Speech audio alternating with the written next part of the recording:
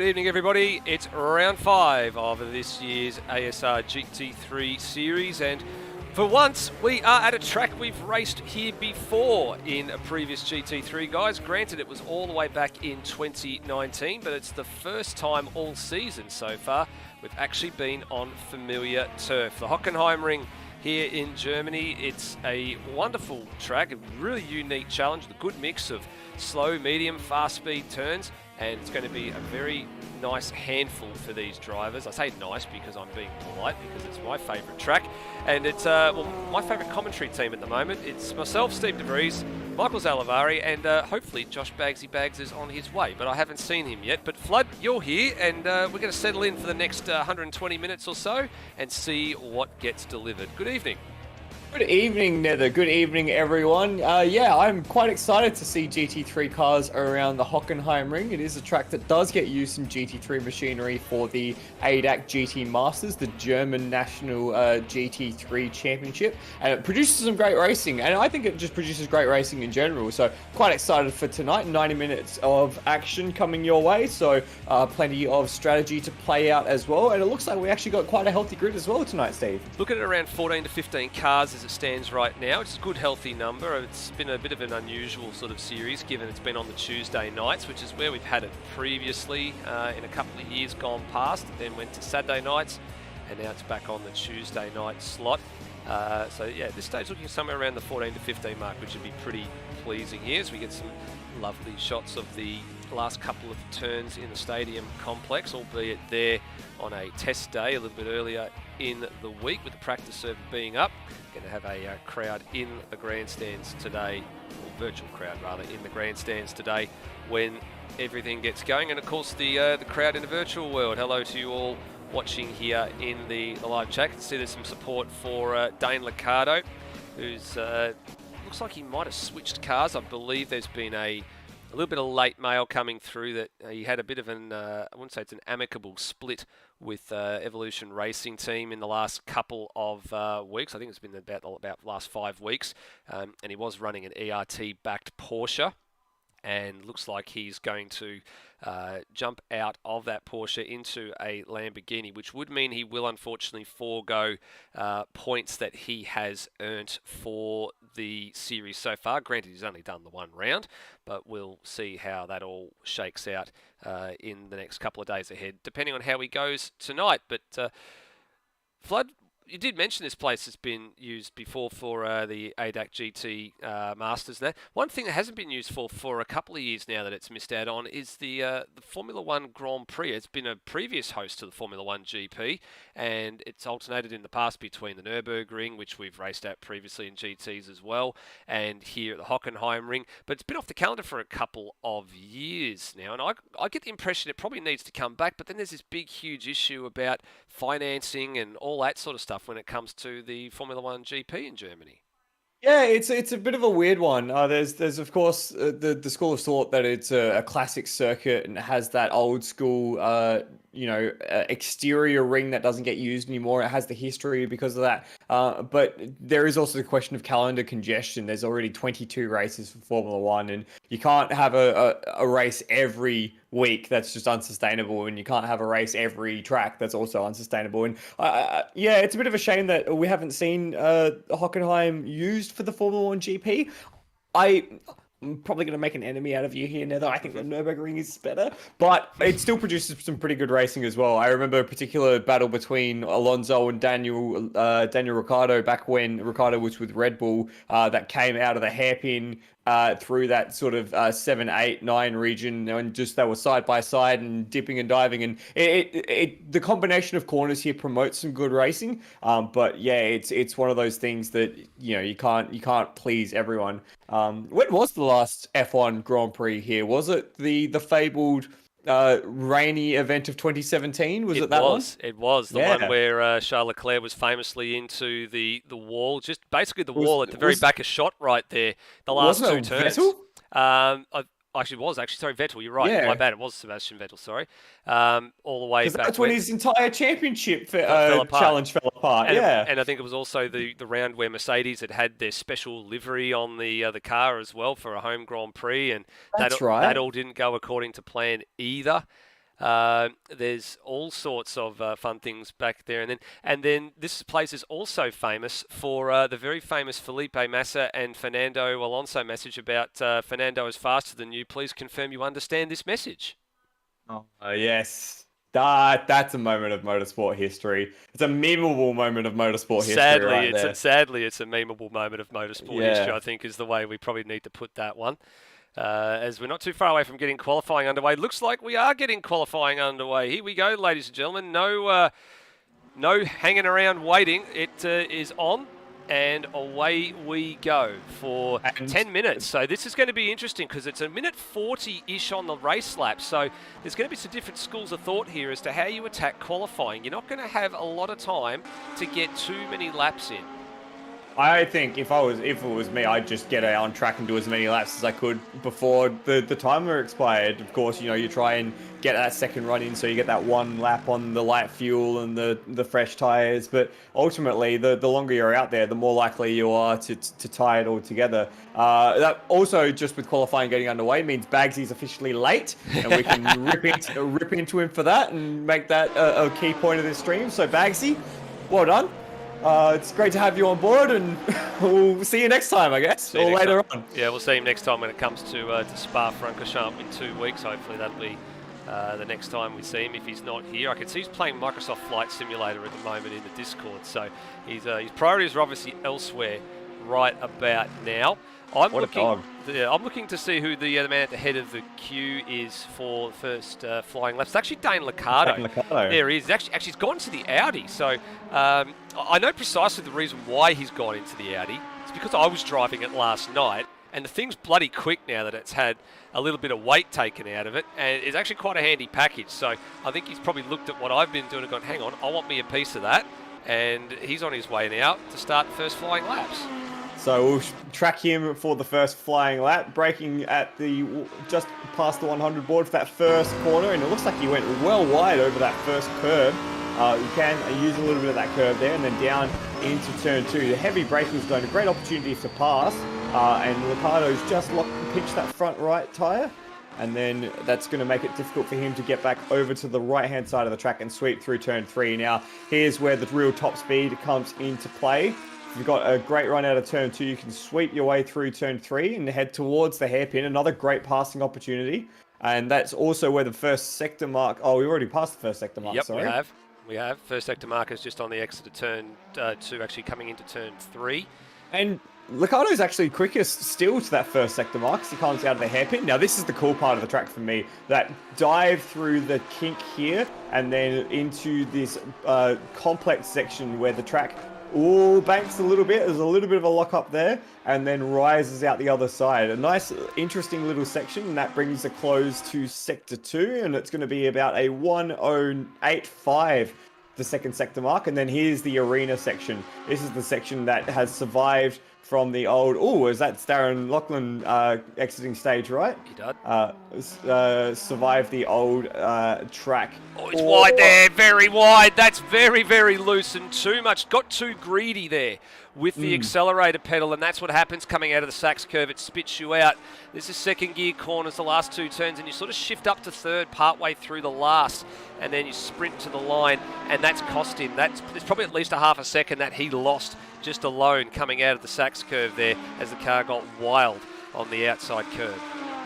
Not ideal for Dane Liccardo. We will see lap times coming through. Rhodey to second place, not too far away. Steve Bolger goes to the top. Who else are we expecting to see soon? 6th place Brenton Foley doesn't cross the line with a lap time. Turmo jumps into second place. That's a fairly decent lap at 39.5. Kidding, actually. I was just about to see. And there's the big one that we wanted to see. Luke Rosella straight to the top of the timesheets. 137.888. So I actually expect him to go a little bit quicker than that, to be honest with you.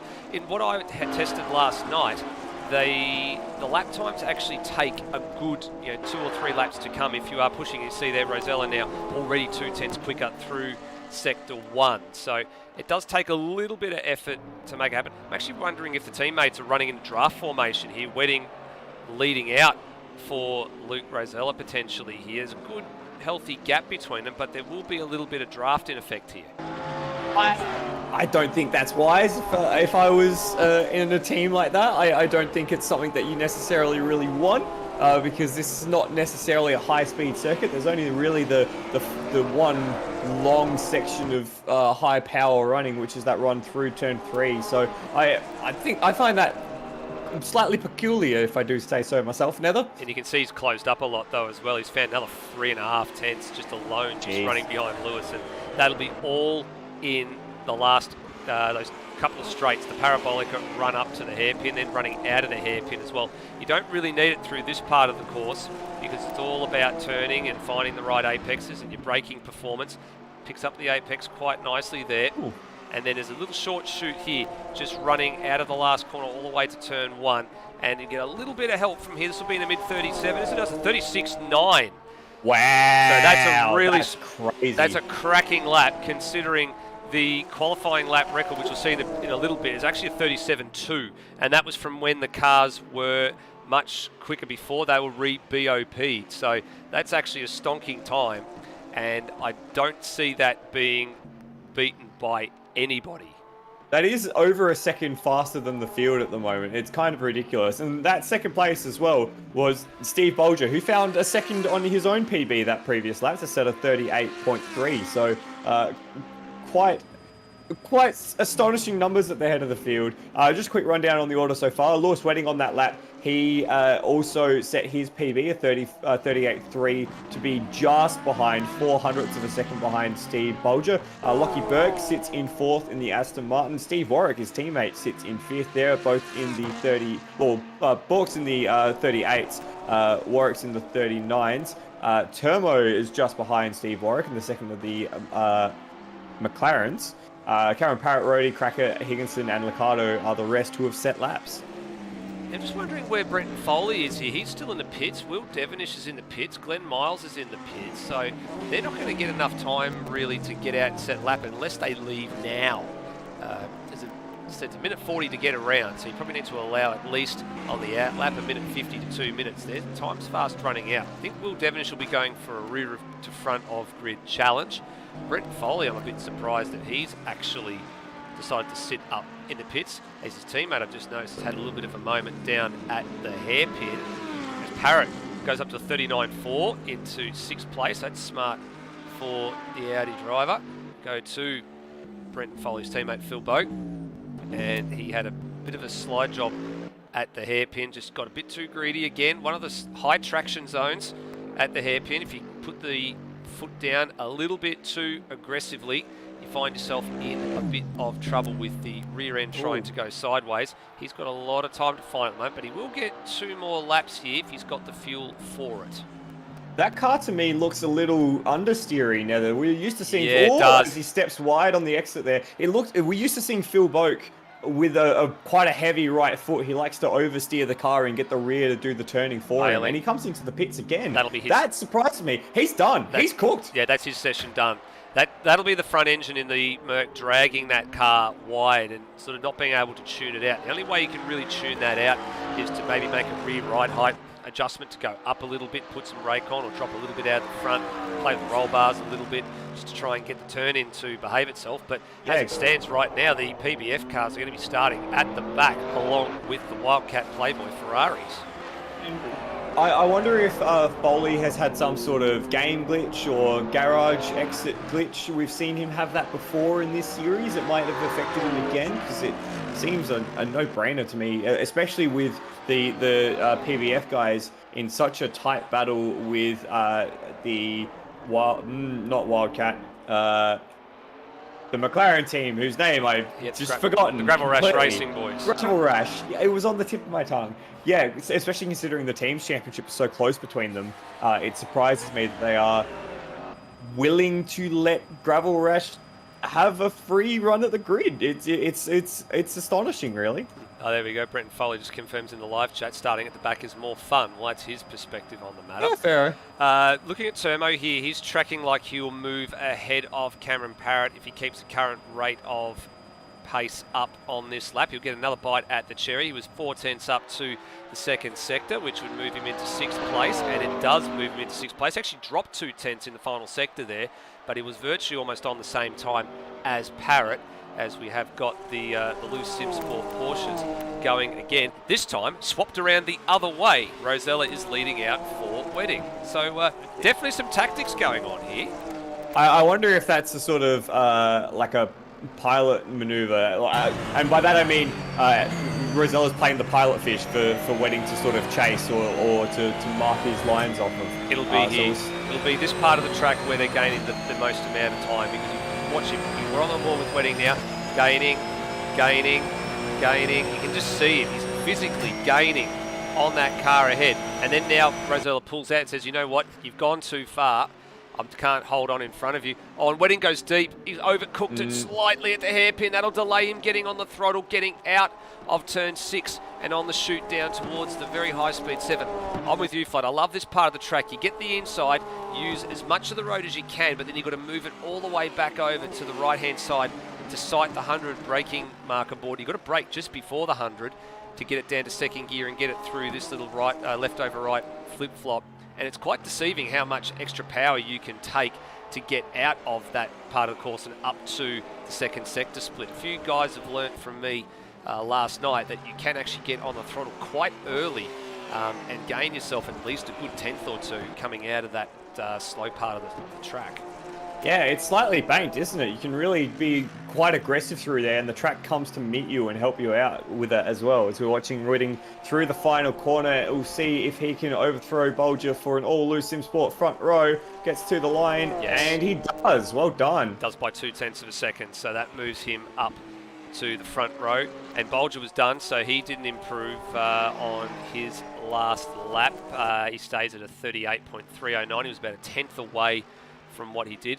Lachlan Burke and Steve Warwick. I tell you what, these guys have actually found themselves quite smartly up the grid. 4th and 5th place for the Warwick Racing Team Blackshaw's Aston Martin. So I'm actually quite chuffed to see them quite a bit further up the grid than they have been so far this year. And then you've got Turmo in the 2nd of the Gravel Rush Racing, McLaren's in 6th, and then Rhodey in the Lexus number 010 in position 7. Cam Parrott ends up 8th in the Maple Leaf Simsport Audi. Dane Liccardo 9th, as he's just had a bit of a weird moment there at the final corner, having to recover and get himself going. And then the 10th place man who set a time is Nathan Higginson in the Ferrari, the first of the Ferraris. Cracker and Darren Loughnane, the only two other drivers to set times out of the 16 who are in the server. Those that did not set a time, both the PBF Mercedes and both the Playboy Wildcat Ferraris. And we should mention in one of those Playboy Wildcat Ferraris tonight is Will Devenish taking the seat from Brian Walsh. Walsh not able to make it tonight, and I'm sure he's watching along in the wild chat, the live chat. He is. So howdy to Walshy once again. Bagsy, first of all, great of you to join us. Yes, hello. Second of all, what did you make of that session? Of the bit I saw, it was looked like Rosella doing a nice thing just to try and make it look slightly competitive at the front with his teammate. Sort of like if Lewis had Taki Inui as his teammate and he just was like, yeah, here you go, have the slipstream and make it look like we're having a competition up here. But yeah, I've got to make special mention of Rhodey with his 7th place. I know 4 of the runners haven't qualified, which I'm sure there's a reason for is it an agreement between Wildcat and PBF to not qualify and race with the field? They're just starting at the back, I think, to have a bit of fun by the look of it. Yeah, so I guess they've decided that they can't beat Rosella, so they might as well make their way through the field and still have the same fight, but with overtaking. But got to make mention of Rhodey at 7th. That's a very good qualifying from him. Out-qualified a lot of people who normally he would not. Yeah, you're right there. And on top of that, I'm having a look down the field as well just to see, apart from the guys at the top who are Luke Rosella 36.9. You've got Wedding and Bolger, only 3/10 in that, and then you've got the 4th place man Lockie Burke 38.6. So he's in striking distance as well. Then you get to 6th place man Termo, 1 minute 39.2, all the way down to Darren Loughnane in 12th. There's only a second separating 7 drivers in that one as well. And this is what I was seeing as everybody was improving through practice last night. They were all fairly close, and I expect them to be fairly competitive. So I don't think that this race is just done and dusted for the minor placings yet. I think there's plenty to look forward to as we take a little bit of a look at our track overview with thanks to Google Earth Studio. First time we've been on continental Europe all season long, and we'll be here in 2 weeks as well to go just across the border into Belgium for Spa-Francorchamps. But this time around we are at the Hockenheimring, just outside the town of Hockenheim. Of course, one of many tracks in Germany have hosted Formula One over the years. 16 turns, 4.5 kilometres long. We're going to get somewhere in the realm of about 53 to 56 laps. The smart money says it's probably going to be around 53 when you factor in the pit stops, and when you look there, the qualifying record is gone from 2019. First time all year we've had qualifying lap records to actually have a look at and have a target on our back. And I think the race one might be a bit of a stretch to go unless you get a low fuel run a little bit late here, Flo. Yeah, that's quite a cracking race lap as well. But we did see Luke Rosella 36.9 in qualifying, so he's got the qualifying record. We know that he's got the pace in that Porsche. And as you said, now that this is a classic modern track, I think it's one of the very few tracks that have come from a very classic old school feel and have made something new and exciting and still interesting to race at. So you can see in the background, we're just coming out of the turn 6 hairpin now, and then this is the section that Nether and I were drooling over through 7, that kink there. It's all just slightly banked in here. It doesn't really look like much, but there's just enough that sort of drags you into the corner, encourages you to take a little bit more, get on the gas a little bit earlier, and just try and be a bit more aggressive. And that offers you opportunities to pass as well, but also opportunities to make a mistake. Because we're coming into the stadium, the old school stadium as well. A very difficult corner here at turn 11. Watch for someone to end up in that gravel trap. I can almost guarantee it, because again, it's one of those corners that just encourages you to just take a little bit too much. And then we saw a lot of people have trouble off the exit of 12 through 13 and 14 into this double right-hander that takes you back onto the home straight. It's got a bit of everything, this circuit. It's got, those sharp kinks, the hairpins, the sort of not straights, the power zones, but it's got a bit of everything here, and I think a lot of people will enjoy racing around this track for 90 minutes tonight. I think so. 90 minutes is a long way to go. In actual fact, when I have a look at the last race that we had here, it was a 90-minute race back in 2019.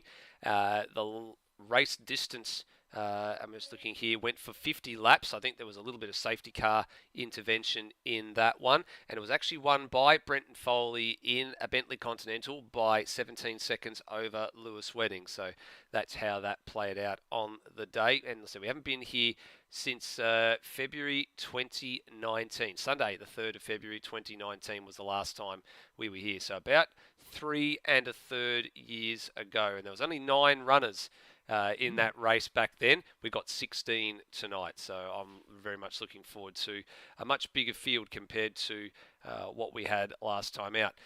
Time to take a look at the drivers' standings with 4 of the 6 rounds completed. And Bagsy, as we look at the standings here, Rosella's got one hand, I think, on this GT3 series title.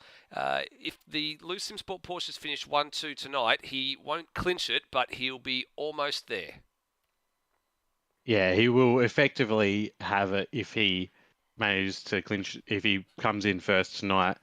He's currently got the 33-point margin, and I believe it's, is it 50 points? 50 points for a win and 45 points 45 for second in the 90-minute race. So you're right. He can't actually secure it. He'll need to be 50 and then points we have ahead. Do we have it was a 70-minute next time out? Or No, is it the 2 sprints? 2 sprints next time out. So we've got 50 points overall, so 25 points a race. So in order to be at the top of the pops and avoid being overtaken, he would essentially need to walk away tonight with a 50-point margin. Yeah, so I mean, if Lewis has any sort of incident, then there's every chance he will clinch it tonight. But yeah, we'll see. We'll see what happens. It is pretty reliant on Lewis coming second. I mean, it's going to be helpful with a lot of Lewis's closest competition starting at the back of the field, but with safety cars and such, that could really close up. The thing that is going to be interesting as well is the Foley Boak battle. There's only 16 points between them. They're starting slightly apart from each other, but who carves through the field the best will determine who comes out ahead there. And Bolger starting in third is going to have a decent chance of catching the both of them. So that is, and Chamo as well, honestly, if they are able to keep ahead of the two PBF guys, they're going to be right in it for third place in the championship.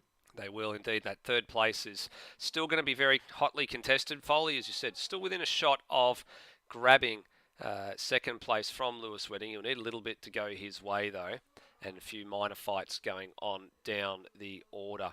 Let's go and have a look at the team standings as they go right now. Well, pretty much Loose Sim Sport, I would say, can't be beaten from this point. They've got almost a 90-point margin there, 88 points it is overall, which ironically is one digit short of Lewis Wedding's car number, which is 89. And they're going to, pretty much as long as they finish tonight, Loose Sim Sport, there's no way they can be caught going into the final round. And then all behind them, it's, I think, Gravel Rash Racing pretty safe from Wildcat Playboy Ferrari, who have actually had a fairly big revolving door, I think they've got to say. They've had Tim Redmond in the seat. They've had Brian Walsh take his seat a few occasions. Glenn Miles has been the one constant, and then Will Devonish has been in there as well. So they've all been accruing points. That's why they're so far up the order. The real interesting one's going to be between the two Lexi of Rhodey and Cracker, the PBF Academia Voidia, and WRT Blackshaw's Aston Martins of Lockie Burke and Steve Warwick, which I think they're in a really good position, the two Aston Martins, to leapfrog the two Lexi tonight, just judging by their qualifying performance. They really do look the goods. But then we saw Rhodey get his elbows out at Portland, gentlemen, and we thought, what the? That was incredible. I love that. I love seeing a bit of fight from anyone through the field. It doesn't matter who you're racing against. If you can put up a bit of a fight, that was some good stuff. And I love to see that.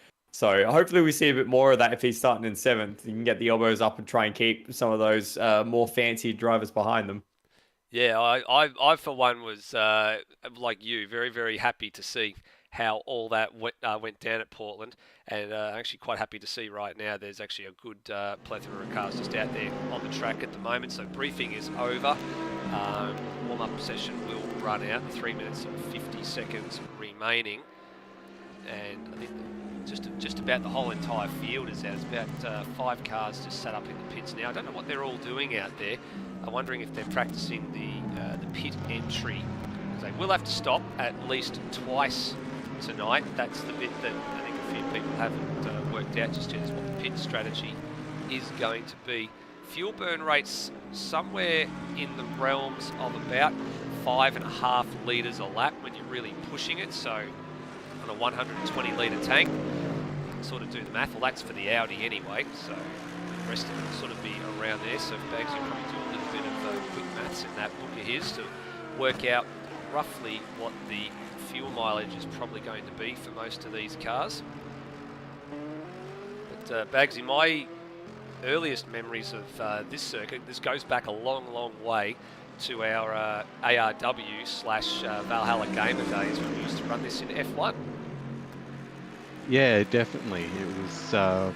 It was quite the track. I mean, my first memory of playing this game is the old and far superior layout in back in the day with three chicanes and blast through the forest back in was it Grand Prix 2, I think was the first F1 game I had. Yeah, Grand Prix 2 would have been it. That was quite an excellent race. I think I don't know if I'm remembering this correctly or not, but it had a feature where you could race as multiple people and it would let the AI take over and swap you between cars as the race went on. I remember that edition of the track was still in F1 World Grand Prix for Nintendo 64 when I first got my Nintendo 64 back in, I think it was 1996 or 1997, whenever it came out. Actually, it would have been 97 when N64 came out. because all the drivers in that year actually had Jacques Villeneuve, and he was in the game as driver Williams because I think there was some sort of issue with licensing his name or whatever the hell it was, some really weird crap that I don't understand. But if it was 1997 and we knew who was in the game, we could work it all out. It was when Heinz-Harald Frentzen was partnering him at Williams, and they had the old layout back then. That actually old layout, it's you probably saw it from when we did the track overview. It's still there. You can see, ooh, there's a bit of fun stuff going on there at the pit exit. What the hell is going on there? Yeah. Dane Liccardo just doing some doughies on pit exit. Yeah, Looks like everyone's just on top of each other for some reason. I don't understand why. Yeah, I want to take a little bit of a look at that and sort of understand what went on there. So, Dane Liccardo, what actually happened here? Oh, he lost it. He was on a hot lap. He was on a lap and he lost it off of that turn there, backed into the wall, and then when he went to get going, and then he spun it back the other way. Whoosh! And there's someone else who lost in the background as well, independently of that too. So that's what happened there. Oh, actually, who was that back there? It's Darren Loughnane in the Lamborghini. So there was nothing wrong with what Dane did except for the fact that Foley was coming out of the pits. If Foley wasn't coming out of the pits, there was plenty of room around the outside for all the other cars to go through. As we're watching Nathan Higginson and I think that's Steve Warwick getting very close. The 53, yeah, the 53 is Steve Warwick there. He's out of the two Blackshaws Aston Martins. The way to tell it is Steve Warwick has got the blue on the front, which fades to white. Lockie Burke's got the white on the front, which fades to blue. That's getting a little bit ambitious there, looking down the inside of Sachs curve. Now, coming back to the point from before, the old layout actually was decommissioned in 2001 was the last time it was used. In 2002 is when what we know as the current modern F1 GP layout was available for the first time. 62 million euros is what it costs to redevelop the circuit. Herman Tilke, unfortunately, that name rears its head again. It's been a bit of, I know there's a few people that are sort of have polar opposite ends of the spectrum when it comes to hearing that name and tracks in Formula One. But in this case, I'm actually pleased because I think he actually got it right. Okay. In the defense of Mr. Herman Tilke, there is quite a few good tracks that he's had a hand in. You know, I'd say this one particularly, Sepang as well. Bahrain, I think Bahrain is a great track. People just kind of, I don't understand the hate for Bahrain, but anyway, that's an entirely different thing. Also, the Turkish track, which I've completely forgotten, Istanbul. That track is just an incredible track. I think what people seem to have a problem with is that they are all particularly the same. And when you have... Go ahead. I point out to the amount of, sure, he's had several hits, but there's also a lot of misses in terms of places like India, Korea. I was going to say, Buddha and Korea are the two big ones that people talk about. But, F1 clearly gave a brief. They said, we want a track that's this length that has these features in this part of the world. And, you know, when you give the same brief for 5, 10, 15 different tracks, of course, at some point, they're all going to start feeling the same. And I think it's not a track design problem. It's a brief problem. It's, because they're all, 5.3 to 5.5 kilometers with long straights that look really slow on camera and technical sections that are boring and don't generate good racing, followed by a long sweeping section of fast curves that look really cool but don't produce good racing because it's great for the sponsors to be in the camera shot for those periods of time. It's of course they all kind of look the same and kind of all suck in the same ways if you're giving them the same brief every single time. Okay, there you go. I'm done. All right. Good night, guys. The rant is over. All good in the hood. And he did Sochi and Valencia as well. Yes, okay, Valencia, there is no defending Valencia. I think it's hard to defend Sochi as well. That too. Well then, okay, we'll pitch this one out there as we're waiting for the cars to get onto the grid. What about the new form of Formula One track, the Baku, the Saudi Arabia, the Miami? Is that any better or? Didn't do Saudi Arabia. I don't believe he did the Yas Marina remake either. No. Okay, well then, are the new versions any better? Are they any more enjoyable to watch racing at? After Or one, is it just really hard to make a track? The new Yas Arena, definitely. Yeah, I'll pay that. Works great for endurance racing as well. Asian Le Mans series did 2 races there. Worked really good.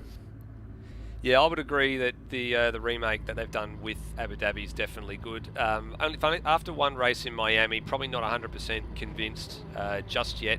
And I know there's been a few dramas, of course, with safety and concerns at in Saudi Arabia. But I guess we'll probably need maybe another round or two there to work out how that pans out. As we do get underway behind the pace car for the formation lap, and then we'll come around for the rolling start. So, Bagsy, let's have a look at the running order of the 16 cars for tonight's 90-minute endurance race. Yeah, well, it's a front row lockout for Loose Sim Sport with, once again, Luke Rosella leading from pole position and ahead of Lewis Wedding. So they're there in championship order, with Steve Bolger, who is there in the championship. So top 3 all coming together at the top again, but expecting Luke Rosella to far and away run away with it. Lockie Burke with good qualifying, starting up in 4th, alongside his teammate Steve Warwick. They'll have a nice battle this race, hopefully. And yeah, as Never said before, blue into white and then white into blue, but they are still hard to tell apart.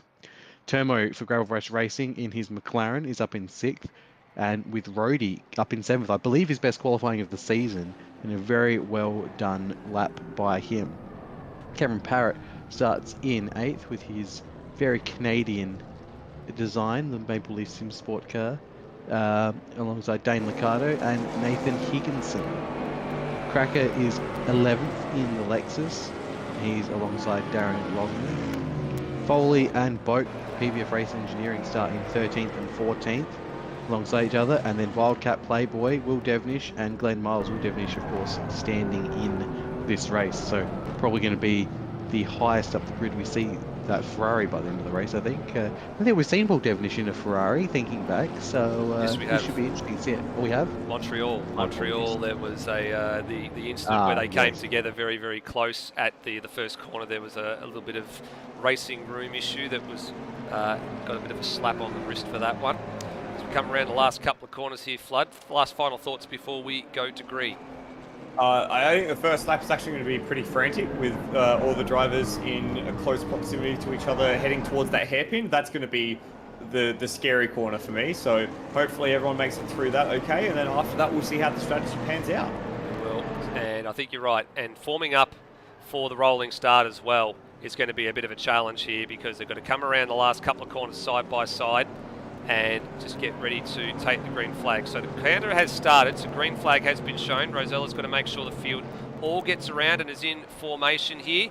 Before we go to the line, we'll take them right down to the checkered stripe, and away we go for 90 minutes around the Hockenheimring, and let's see how frantic this first lap gets. Luke Rosella bolts pretty quickly and pretty early, but they're fighting. There's actually some contact a bit further ahead of Darren Lochner. The last few places, look at here, they go almost 3 wide on the run up to turn number 2.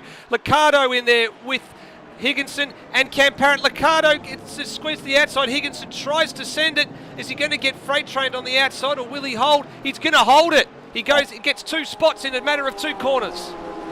Closed the door super aggressively on the exit of turn 4 there to really make sure that he had that position, but they all fly through turn 5 up into the hairpin. It's looking like the Aston Martin of Lockie Burke is going to try and have a look. They fan out further back. It's Termo defending from Cracker. There's 3, 4 wide in the middle of that corner. Cracker's going to get through the head. More push and shove, and Liccardo spilt, and behind there's more Liccardo. Who's in the back? Yeah, there's one of the. There was one of the Playboy cars, yeah, and a safety car ensures. So there you go. So that didn't take long for something chaotic to happen. Flood was right. He thought the lap was going to be pretty frantic, and indeed it was. At an early safety car, and a bit of a report for us to dissect here. Oh, actually, we need to wind this back a little bit, because there was a little bit of something going on here. So Liccardo got a shove from Darren Lochner, and that's unintentional. And then look at this. Just boxed on, slap, and he come back and hit the fence. Actually, Boak did it on his own. What happened to Boak? He just went completely on his own. did he lose it off the curb? If we go back here and look what happened to him. No, he got a bit of a tag here. You're about to see Darren Lachlan have a moment. Oh no! So innocently got a tap to there. So Lachlan got hung up on the curb and spat Boak into the other side. So chaos on lap 1 of the 90 minutes of Hockenheim. Oh, what a start to the race. We had Darren Lachlan involved in 2 little incidents there. Dane Liccardo spinning and Nathan Higginson Cracker making contact. Let's see if there's any big winners or losers. You got to say that the big losers are Dane Liccardo and Phil Boak, clearly. But who else? Will Devonish has already made up 4 positions in those 4 corners that we got through, Steve Warwick, a big loser out of this. He's lost 5 spots in all that skirmish that was going on. Ahead of him, Brenton, so Parrott's managed to get ahead Foley? of him. Yeah, Foley, he has gained up to 9th, so he's gained an awful lot of ground, Brenton Foley. So he started, was it second last row? 13th. Yep, so he's up 4 places. He's just ahead of Warwick on the road here. And then, of course, Will Devonish, we saw, has gained 4 spots as well. He's in behind the 377 Steve Warwick. And yeah, Liccardo and Boak. Well, Boak had only fallen 2 spots because he was from the second last row anyway, but Liccardo was right up there in the top half, and he's unfortunately now down the order. And the pits, of course, being closed on lap 1 means that you cannot come in for repairs. We saw that last time out at Campo Grande. Cracker tried to come down the lane when the safety car was called, then realised the pit lane was closed, couldn't stop, just toured through and avoided the penalty that went with it. But it will be open this time around if there are any takers. If you're down the back, I don't think there's anything wrong with coming in and topping off fuel and doing all that sort of stuff, but probably from about 12th on back, I expect to see a couple of stoppers. So Darren Lachlan maybe for a bit of damage repair, and then of course Liccardo and Boak will need some repairs as well. I wonder if Devonish has made 4 places off the start, but he can probably assume that at least 2 or 3 behind him will make pit stops and take repairs as well, so we'll be able to beat them out. So I think him pitting here is probably a good idea, but he's the furthest person up. Anybody Foxing into the lane. Yep, only the two with damage. Yeah, and I can kind of see why. While you can top off here, it doesn't save you a stop. That's the problem. Even though this is an early safety car, it doesn't save you a stop. You can't get to the end on only 1 stop here. At least I don't think easily. Correct. Yeah, it's shortening your next stop though, or your stop after that, which is the important thing. You know, if you're taking seconds off your last stop, that can be very important later in the race. I'm actually just looking here to see what's going on. Phil Boak's actually taking some boots as well. Liccardo's only just actually going for fuel and whatever damage the crew can repair. Of course, they won't be able to put another bonnet on that car, so he's gone. So he's actually kept the same tyres, which, I mean, if you're in the lane, I would have just gone, you know what, there's no point. Just take the tyres as well, because you're going to catch up to the grid. You've got the time, you're behind the safety car, you're not going to lose any time because you've already lost the time and the position through contact. Yeah, so you may as well deal with it while you're in the lane. But when you're at the back, like Phil Boak, he'll catch up to the Crocodile, and then he might as well pit again at the end of this lap as well, just do that little bit extra fuel, because it's all going to add up in the end, and it will give you an advantage over people around you. Because the safety car's only just getting to the hairpin now, so and they're just you're going to have, and they're already caught up, so you don't even have to burn that much extra fuel catching up, and you can give yourself much warmer tyres and brakes as well by doing this. Yeah, and I mean, there'll be a case of, we don't know when the safety car's coming in yet either. That's the piece of the puzzle that we actually don't know just yet, is how many laps the field will do under safety car. All it does by coming in and having a little bit of fuel put in and changing your boots is to put you off sequence to everybody else. So if cars around you were stopping on the same lap as you, you then end up being a lap later than them, so you don't worry about congestion in the lane. But with 16 cars on track, congestion in the lane is not going to be a major factor tonight. It's only in the event where you get 2 teammates, which we have seen, I think, before with this pair on screen at the moment, Wedding and Rosella, where they've come in and tried to share a pit boom, and it hasn't quite worked out the way that they wanted it to work out. And one got held up, and the other one said, "See you later." The other thing that Foley can do, being right at the back, is he can sort of lollygag around a bit and wait for the field to get to the control line, and then see if it says safety car in this lap, And if it does, dive into the pits, and if it doesn't, just stay out and do it next lap if he doesn't want to have to keep repeatedly doing it. As it looks like Foley and Devonish are in. Yep, and Boat coming as well for a Boat top might off. as well. Yep, and you're right. So actually there's, yes, the Devonish and here they are on the screen, on cue. Foley, Devonish and Boat, I think, just coming in for, we may as well just keep topping off the fuel, you know. And it looks Oh, like that was a little bit awkward. It looks like we will be getting the green flag the next time around. So, is Boak having to wait here for Foley, or has he managed to get service? No, he's having to wait for this one. He won't be doing tyres though. So correct. He'll just be doing a load of fuel. Devonish will be gone. Foley will be gone, and then Boak. Oh no, Boak hasn't. Yeah. And he's doing tyres. Yeah. Importantly there, Foley has lost track position to Will Devonish. So Foley has gone from 9th down to 15th. So I am not sure that was all that wise a decision, because now Will Devonish has just been given the free kick to go back past him. But these are the decisions that these people have made. What Boak and Foley should have done is gone and pit. Like, I don't know how people haven't picked up on this, but just if you pit side by side, you can both pit into the same pit box at the same time. I mean, it doesn't actually matter at this stage while they're under safety car, while they're only topping off with fuel. It would matter if they were doing full service under safety car, but when they're just topping off with fuel, it'll be fine. What the train's just getting into turn 7 now, so you know that's less than a sector. It's going to be 30 seconds, and Boak's going to be on the back of the train. Probably still practice that. You know, for next time. I am bemused as to why Foley has made that decision to come in. He gained 5 positions off the start, and you know that's already half the field effectively when you're starting from 13th. To kind of just give that away for 2 or 3 laps of extra fuel, which is going to shorten your final pit stop by what, like 3 or 4 seconds.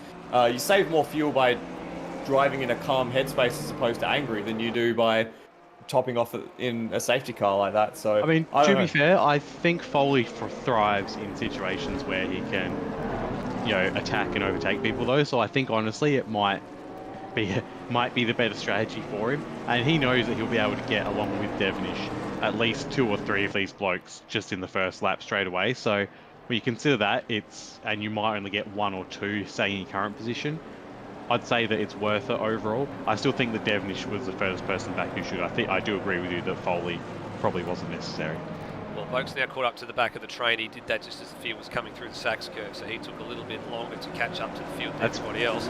As Rosella leads them down to the line, and the whole 16-car field is still in this race as we get back underway with lap 5 commencing and an hour and 20 minutes remaining. So we burnt 10 minutes and a good chunk of that behind the safety car.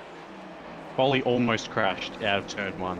Yeah, I did see that actually. There was a major drama for Brenton Foley, and he's actually had a lock-up now on the run to turn number 2 as well. He was at the dead back of the field when that happened. Oh, and he's come across Glenn Miles. There goes a piece of the Mercedes. So let's have a look at what happened. He said he almost crashed on the restart here.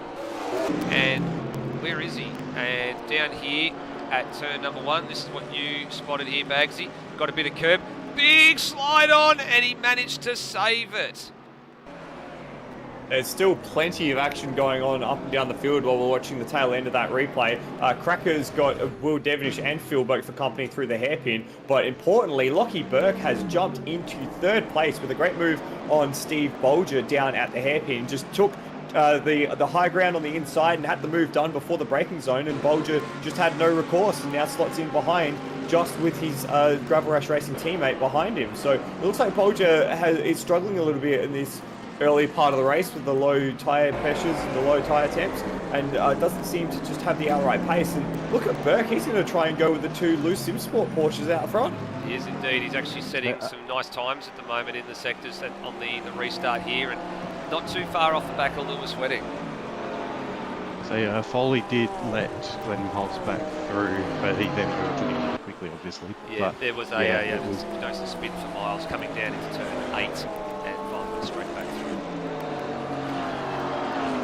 This is that again makes it all the more perplexing why you would even take that risk and lose all that track position, because, you know, all it would take is one moment in traffic, like we've seen for Foley, and he's now 13 seconds behind the leaders, whereas, you know, the likes of Will Devonish, who also was that far down, is only, what, 9 seconds, but Steve Warwick, who had a shocking start and stayed in the Crocodile, he's only 6 seconds behind the leaders. So, you know, you're giving that time away, basically, just you're giving that time away. It doesn't matter that you've saved 4 seconds, you know, in an hour's time. If you give away 8 seconds and 10 seconds now, so watching Higginson, Oh, there's been another collision down the hairpin, and another safety car ensures. Sorry, gentlemen. We've had another coming together down at the hairpin, this time involving Cracker. I think Boak may have been in there as well. We were just watching Higginson try and make his way past Cameron Parrott. We've almost got the over and under treatment right. So let's have a look here, because this is what Phil Boak was in 12th. It's all unfolded in front of him. Cracker, Darren Lockman, Will Devonish. So what happened here? Oh, Cracker went round, Licata went round, and Boak went round Sympathy. So I think they managed to get away with that there, did they? That's, I can't see whether or not Licata actually got a shove. He absolutely got a shove. He got a shove from Cracker there. So that's the second time Licato's been pinged around in the hairpin.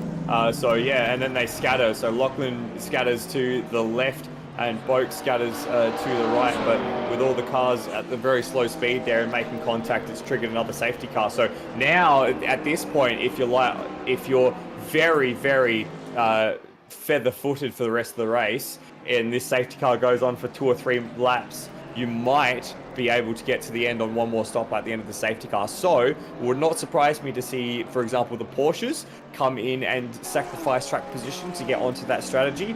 Anyone who's had really good fuel economy, if they've got their numbers in front of them and they can work to that number, you might see someone try and get to the end with one more stop from here. Let's be honest, Porsches are the only ones who can realistically make it to the end from here. They'd have to be driving, everybody would have to drive to a number in order to make it from here. Now, just looking at what the best laps are, because we haven't had some really proper green flag running, extended green flag running for a while, the best laps so far have been in the 41s, 42s, 43s and 44s. That's what everybody's sort of tracking towards. My money said if it was a long sort of green flag period, you were going to be in the 1 minute 40s and 1 minute 41s is where the race pace had to be. If you're going to have to fuel save with a feather foot, you're going to have to go well outside that. You're almost going to have to be doing 42s and 43s to make it home for me. And the sad part is, gentlemen, there are some long periods where you are on the throttle at this circuit, all the way from turn 2 all the way through 3, 4, 5 up to through Parabolica and up to the hairpin is full pin to the throttle. Same coming out of the hairpin down towards turn 8, the main straight as well. There's well over 50% of the lap here is full throttle, and you know, not just full throttles and full throttle, but wide open full throttle, and you've got no choice. You can't get off that throttle. If you have to brake a lot earlier or roll out of the throttle, you're rolling out of the throttle at like 200 metres before the hairpin, where normally you're trying to brake around a 160, 170 mark. And here we go. We got some more foxing. Bolger decides to take the bait. Warwick he goes in. Devonish stays out. Phil Boak coming in. Yeah, Phil Boak's coming in the lane again as well. Yeah. And a few stay out. So who else came in there? So Bolger, Warwick, Boak, Foley. I think they were they the only 4? Yeah, it looks like it. Yes. I think here might be a bit too long. And we've got Foley going very slowly in the lane because he's trying to avoid the double stack as he parks himself. He's going to have to park himself. He's parked himself next to Bolger, which is actually very kind to both Bolger and Steve Warwick. He can't get in here anyway because, look, Lockie Burke is actually... Sorry, Steve Warwick is directly in the bay there, so he'll wait for Bolger to go, which he does, and now he just sort of moves up and goes, okay, can I get in here, please? Yes, I can. Thank you. And managed to get it work. And that's actually worked out quite nicely all round for those guys there. He was very courteous to his fellow competitor, who was Brenton Foley, so good on him. Well, he's got nothing to lose and nothing to gain really here, so being in the stop sequence, and apart from the fact his teammate pitted before him, he's only ceded a little bit of time, but it's just more about time you just have to spend catching up to the back of the snake, or as you put it, the crocodile. Well, and I will say, Rosella and Wedding, they had the option of pitting here, but that them pitting here is them gambling on an extra safety car that's going to save them all that time later, versus them not pitting here.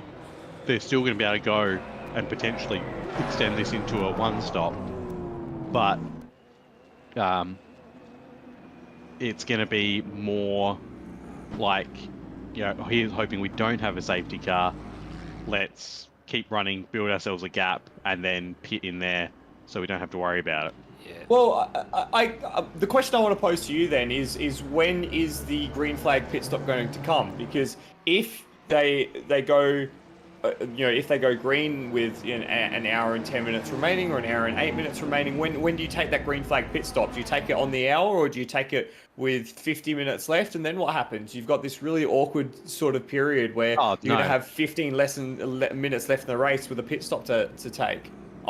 I think this is more likely where you want to be coming in and topping off every single lap, because you're going to catch people who are then all of a sudden going to commit to that one stop remaining strategy, and you're going to jump them in the pits because you're topping off, whereas they're doing a full fuel fill.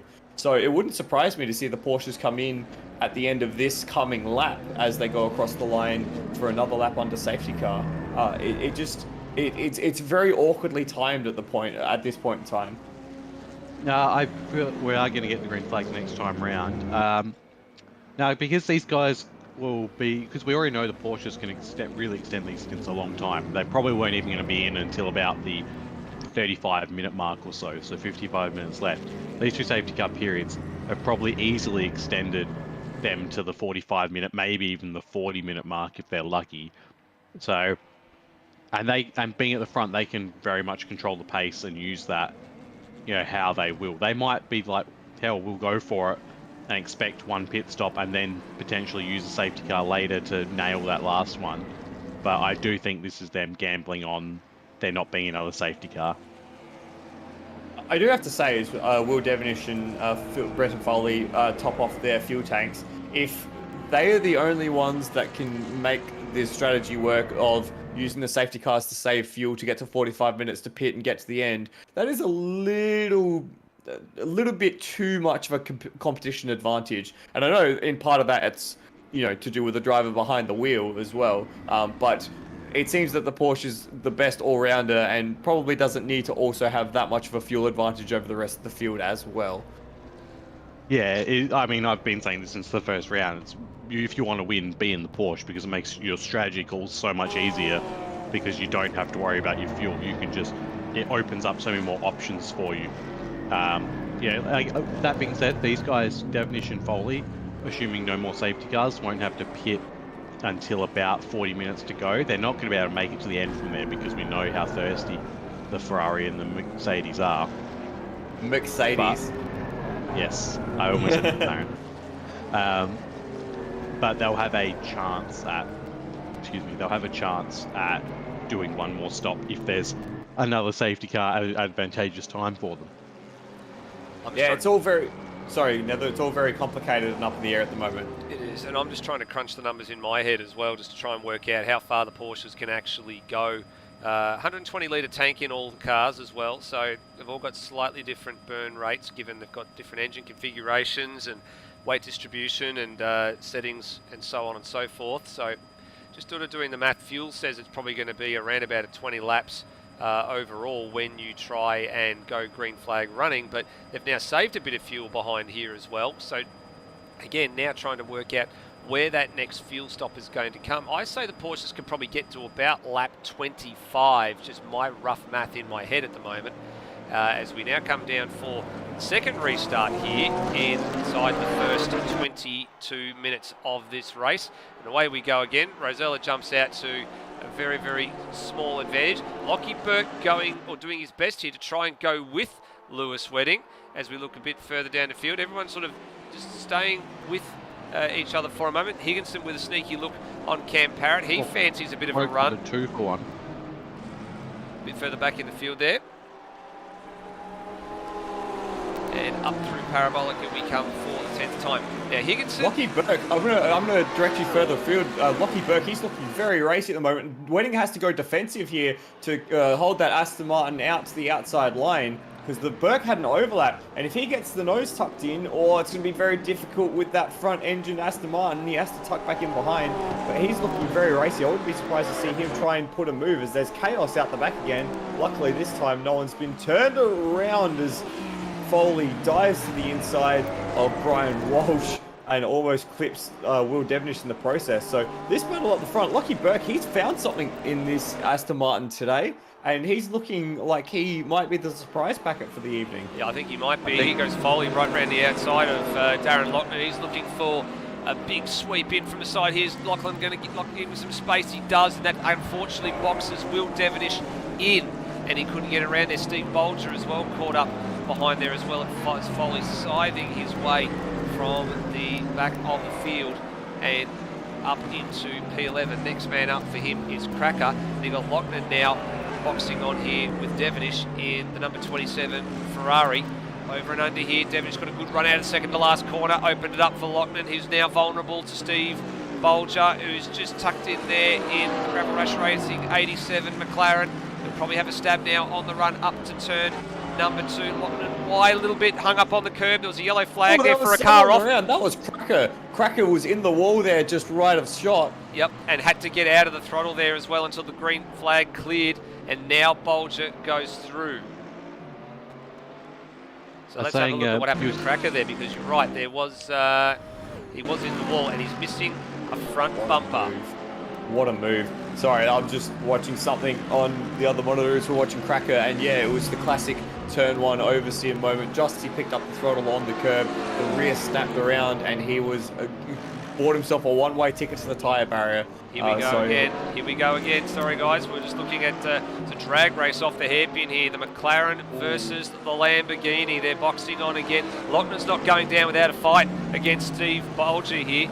And this is great to see that one of the rookies in the GT3 series this year has found a little bit of a groove, and he fancies having a go and having a good dip here and really making life difficult for last year's for a former GT3 series champion. Really making Bolger work for it here, and he's not giving away too He's easy. in the marbles though at the Sachs curve, and there goes all the hard work. I had to open my mouth, didn't I? Just as we pump up his tyres, there it is. Yeah. That's unfortunate for Loughnane, but that's the difference between a former GT3 champion and someone who's in their rookie season, right? It's all about those little moments and those keeping the concentration for the whole race, not for just a few series of corners. So Loughnane will learn on that, and he'll get better, and Bolger will be on his merry way.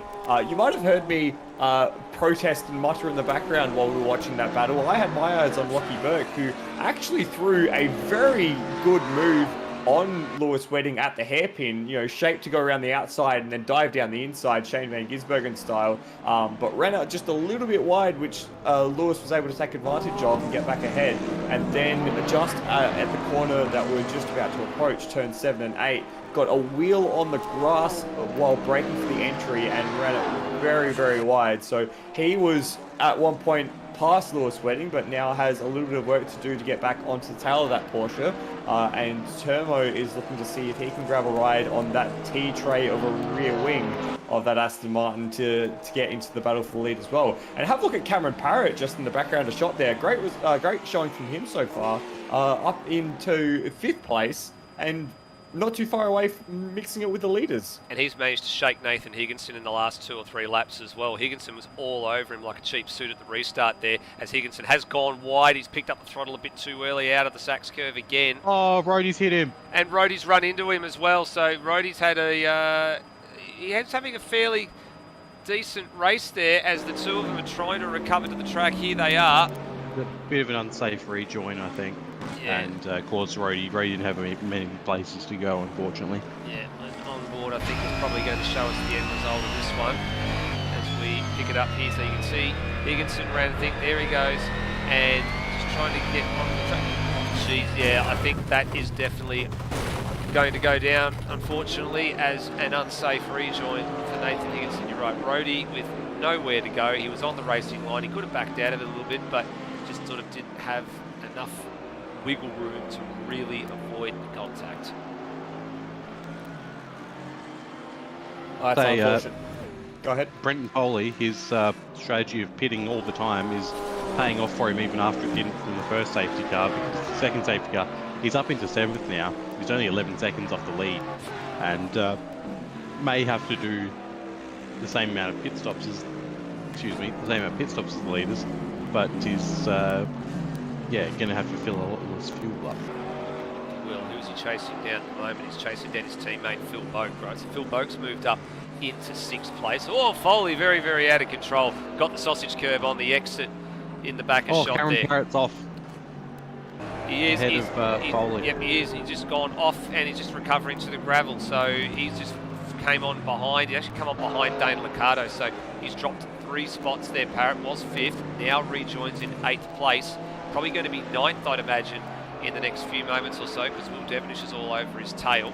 Sorry, not quite all over his tail, but he's the next man in line to be all over his tail, followed by Steve Bolger. So could very well be a couple of spots for Parrott if he doesn't get himself back into a rhythm fairly quickly. So there's a rhythm track here, and we're about to see an Audi on Audi action battle.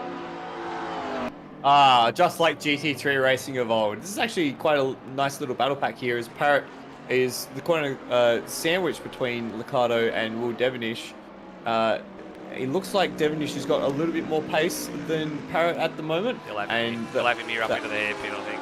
Will Devonish will get a good run, slipstream, pull to the outside nice and early, and then he'll have the high ground on the brakes here for the hairpin. Can he take it away? No, not quite. Oh, sent it in there quite late. Parrott actually left him a space there. I didn't think Devonish was far enough up there for a little bit, but it sort of all happened very late in the piece. It looked to me that Parrott actually was very brave under brakes, and really forced Devonish to make the move on him and didn't just, step aside and take it lying down. So well done from Parrott again, showing a little bit of fight, but I think the quality of the field is going to move past him fairly quickly here. Look like Steve Bolger's already got the eyes on and will look to make a move as we come into the stadium section. I think Bolger's going to make a move. He won't pull the trigger just yet. He'll probably pull it up in turn 2 or up in turn 6. That'll probably be the next point of attack, I think, for him. So we get a new fastest lap for Luke Rosella for this race, who enjoys 6.1 second cushion over Lewis Wedding at the moment, and continuing to extend that margin. Wedding 1.2 seconds slower last lap around compared to Rosella. So I'm wondering if there's a strategy point of difference here going on. As we look a bit further ahead, you can see there is the Ferrari of Will Devonish making a move on Dane Liccardo as Bolger is trying to launch an attack on Cam Parrott. So there's 2 action battles going on right here at the moment, and I think we might be about to see a swap of 2 positions in the next few minutes. Closing. Liccardo plays the defensive line here. He's going to send Devonish the long way around, over and under. Can Devonish get on the accelerator early enough? No, not quite. Liccardo holds for the moment. Bolger couldn't get the move done at the hairpin either. They're foxing each other quite hard through the hairpin section of track. Oh, big smoke down here. What's happened here? There's someone off, or someone just locked a brake. I couldn't quite see who it was. There was a yellow flag in that sector, and I noticed it as well. Trying to figure out who it was, but it doesn't seem like anyone's... Well, the cars ahead of this group are Boak and Foley. They were the ones that I'm sort of curious about. Yeah, how very peculiar. Actually, it was Termo. Sorry, gentlemen. It was actually Termo who was off the road there. So he was in the fence. So he's had a big mistake. He's fallen down to 10th place. He'd actually had a big off. I think he probably lost it coming through turn 7, and then on the brakes on the change direction for 8, he has absolutely monstered the wall. I'm looking to see if I can find where he is at the moment. He's continued on. He's had a major shunt. I'm going to see if I can pick this up on the replay for everybody, because that's a most peculiar spot to lose it. While you're doing that, Nether, just saying that Will Devonish has almost got the move done on Dane Liccardo. Dane was almost able to break around the outside again, but they're going to go almost side by side through turn 5 onto the back straight here. Devonish did end up getting it done, but he looked to be very conservative on the brakes into turn 3, so not quite the same braking confidence. And Liccardo's going to come back at him into the hairpin. Deep under brakes is the Audi, and the Audi behind as well. Has Devonish got the cutback? Uses a lot of grass in the cutback, makes a bit of contact, and in the end has to slot back into 7th place. So not the same braking confidence in that Ferrari that that Devonish has compared to the Audis around him, and that's showing him to be a bit vulnerable. This is a great exchange between all of them as well. We will have a look at this on the replay though. Here is the Turmo incident as he came down towards that part of the course when the other traffic was just coming through. It was all on his own as well, and I think he's done exactly what I suggested had happened. He's lost it partially through 7, but a little bit of curb, and there it is, back end slid, tried to overcorrect, and did he hit the wall? No, just avoided by about 3 meters from hitting that wall, and the smoke was just the smoke show that went with the tyres protesting as they were sliding across the asphalt. I've seen a ADAC GT car do exactly that with dire consequences in the season finale of, I think it was the 2017 ADAC GT Masters race. A Callaway Corvette made the wall there in exactly that fashion as watching Will Devonish attempt number 4 on Dane Liccardo. Again, very nervous on the brakes as Will. And there's an attempt behind as well from Bolger on Parrott, and he's got it. Two changes at that turn 2. But it's not over yet. Now. Nope, Bagsy, it's not over yet. As we see, they're coming down. Sorry, I've got my camera angle's just ruined on me. Yeah, they're coming down side by side again. 2 by 2 essentially, but Devonish takes the inside line. A lot more defensively now. Bolger's able to keep it as well. Liccardo had so much more apex speed though, but had nowhere to go with it. Bolger runs wide though, as is Warwick down behind in the background, so Bolger cedes the position. Devonish maintains it though. They come in, he's not quite enough space there, but Liccardo's going to go for it under brakes in that Audi. Just monumental braking and tries to escort Devonish wide, but Devonish holds on to it.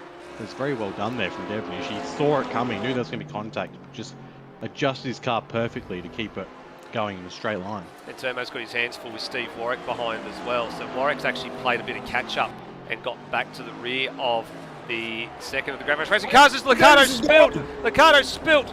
Now, did he get a shove there? I reckon he probably did. Absolutely. He absolutely nailed Devonish in the back, centre punched that Ferrari and sent him around. And he's waiting for the redress there too as well. Almost might go down as an unsafe rejoin there as well, because Lachlan coming around the corner. Rhodey goes through, Cracker goes through, and if I was Liccardo, I would just box now, get it over and done with. There's no point.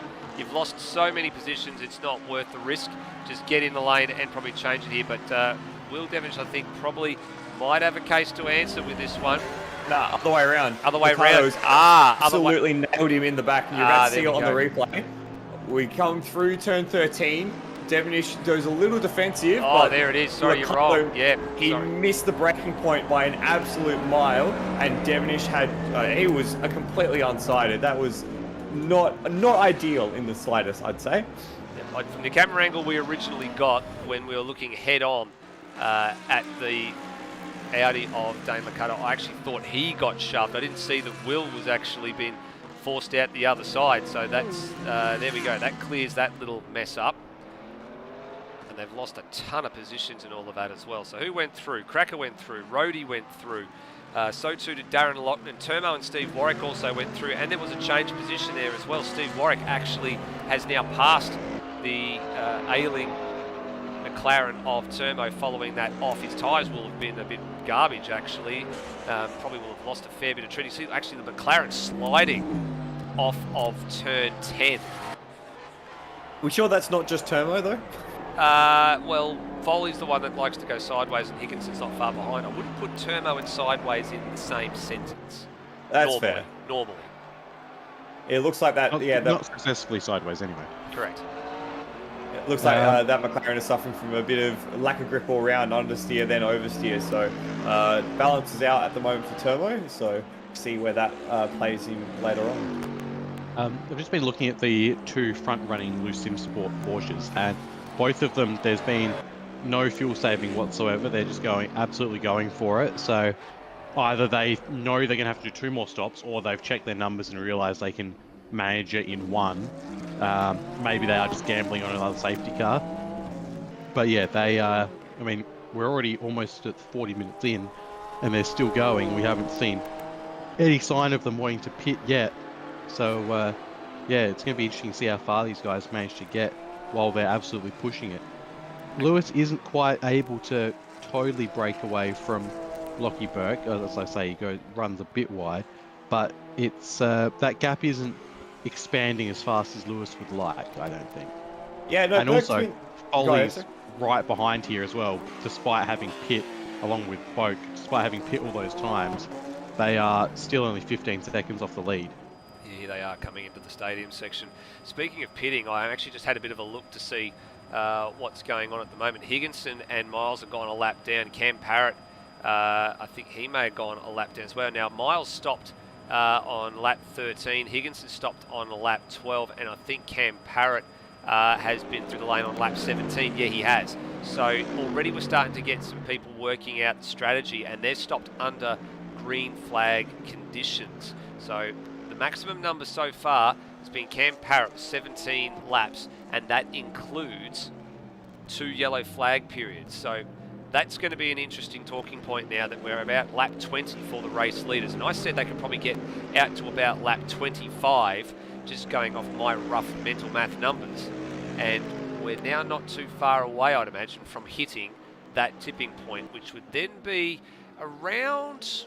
If they get to lap 25, there'd be about 42 minutes left on the clock, I would say, or about 43, 44 minutes, somewhere in that realm.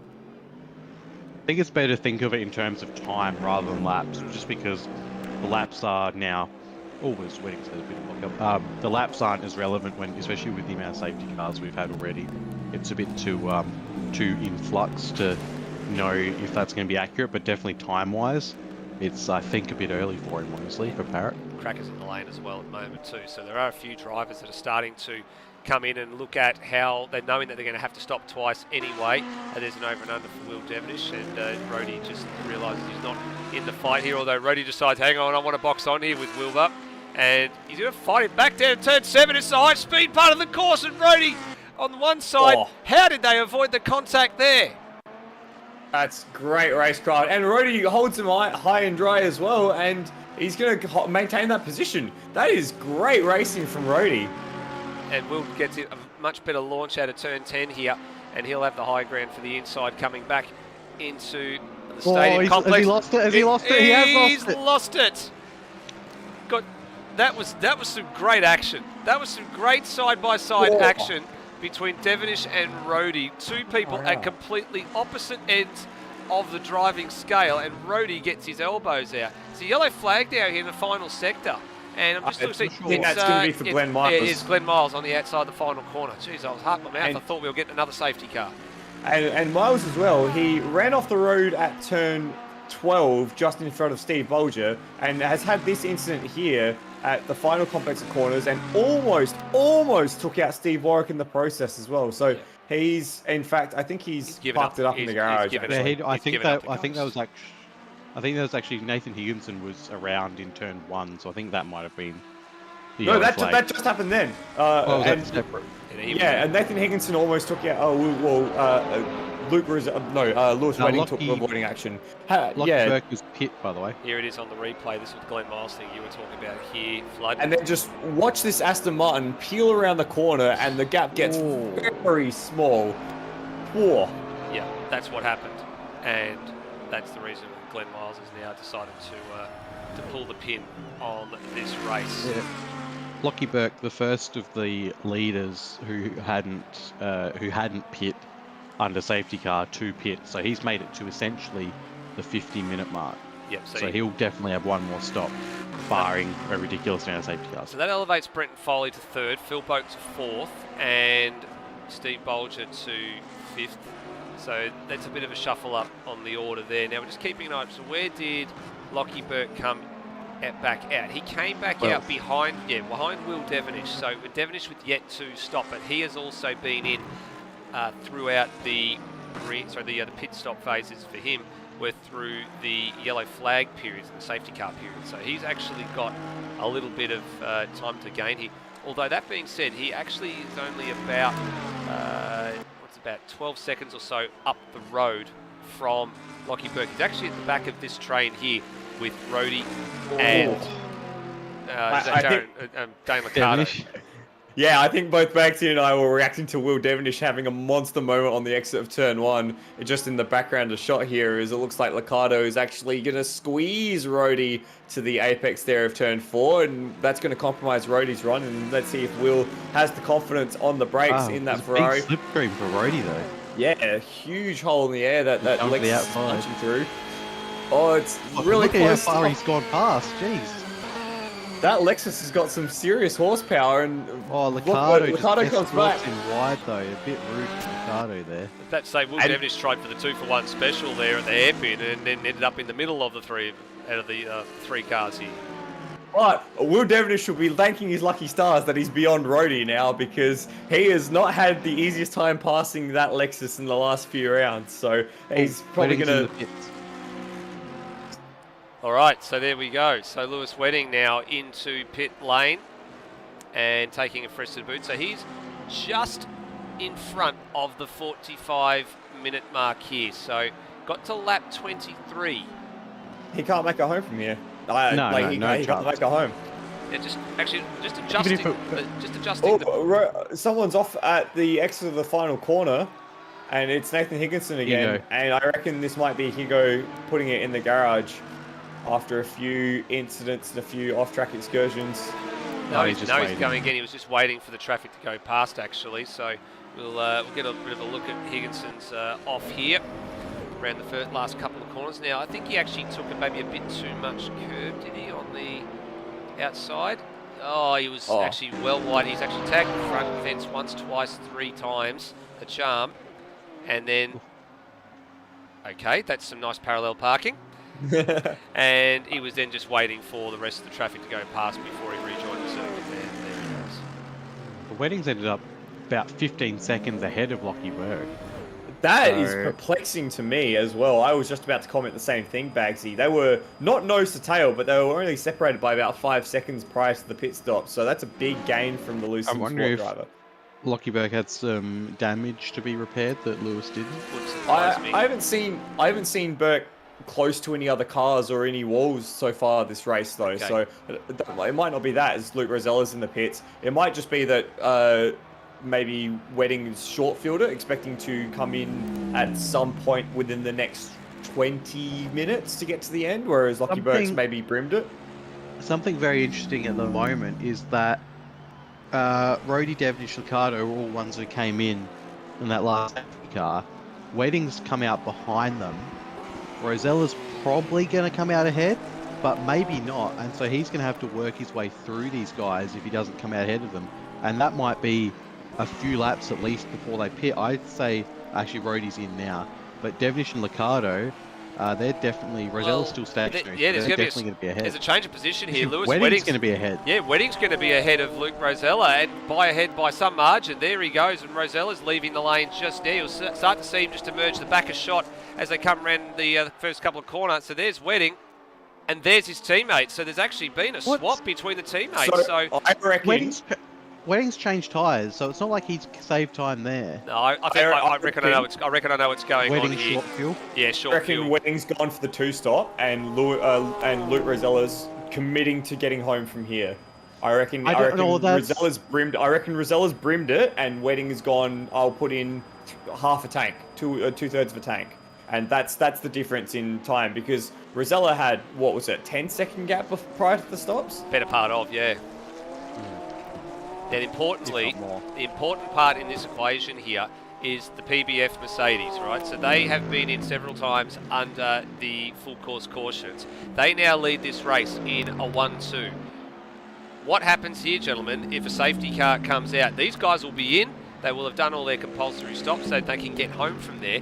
But what does that do for the likes of Lewis Wedding and Luke Rosella, who have gone with different strategy options here. Rosella should be fine. Wedding, there will be a question mark. I don't think Rosella's making it to the end. He's not making it to the end on this without some serious fuel saving. Like, they've only been making 35, maybe 40 minutes on extreme fuel saving. He's definitely not making it to the end there. I think Rosella's just taken a full tank now, and Wedding's going to have to take it later, in the fact that the amount he's short fueled, the amount of time he's gained there, he's surely only getting another 10, maybe 15 minutes and then filling up to the end.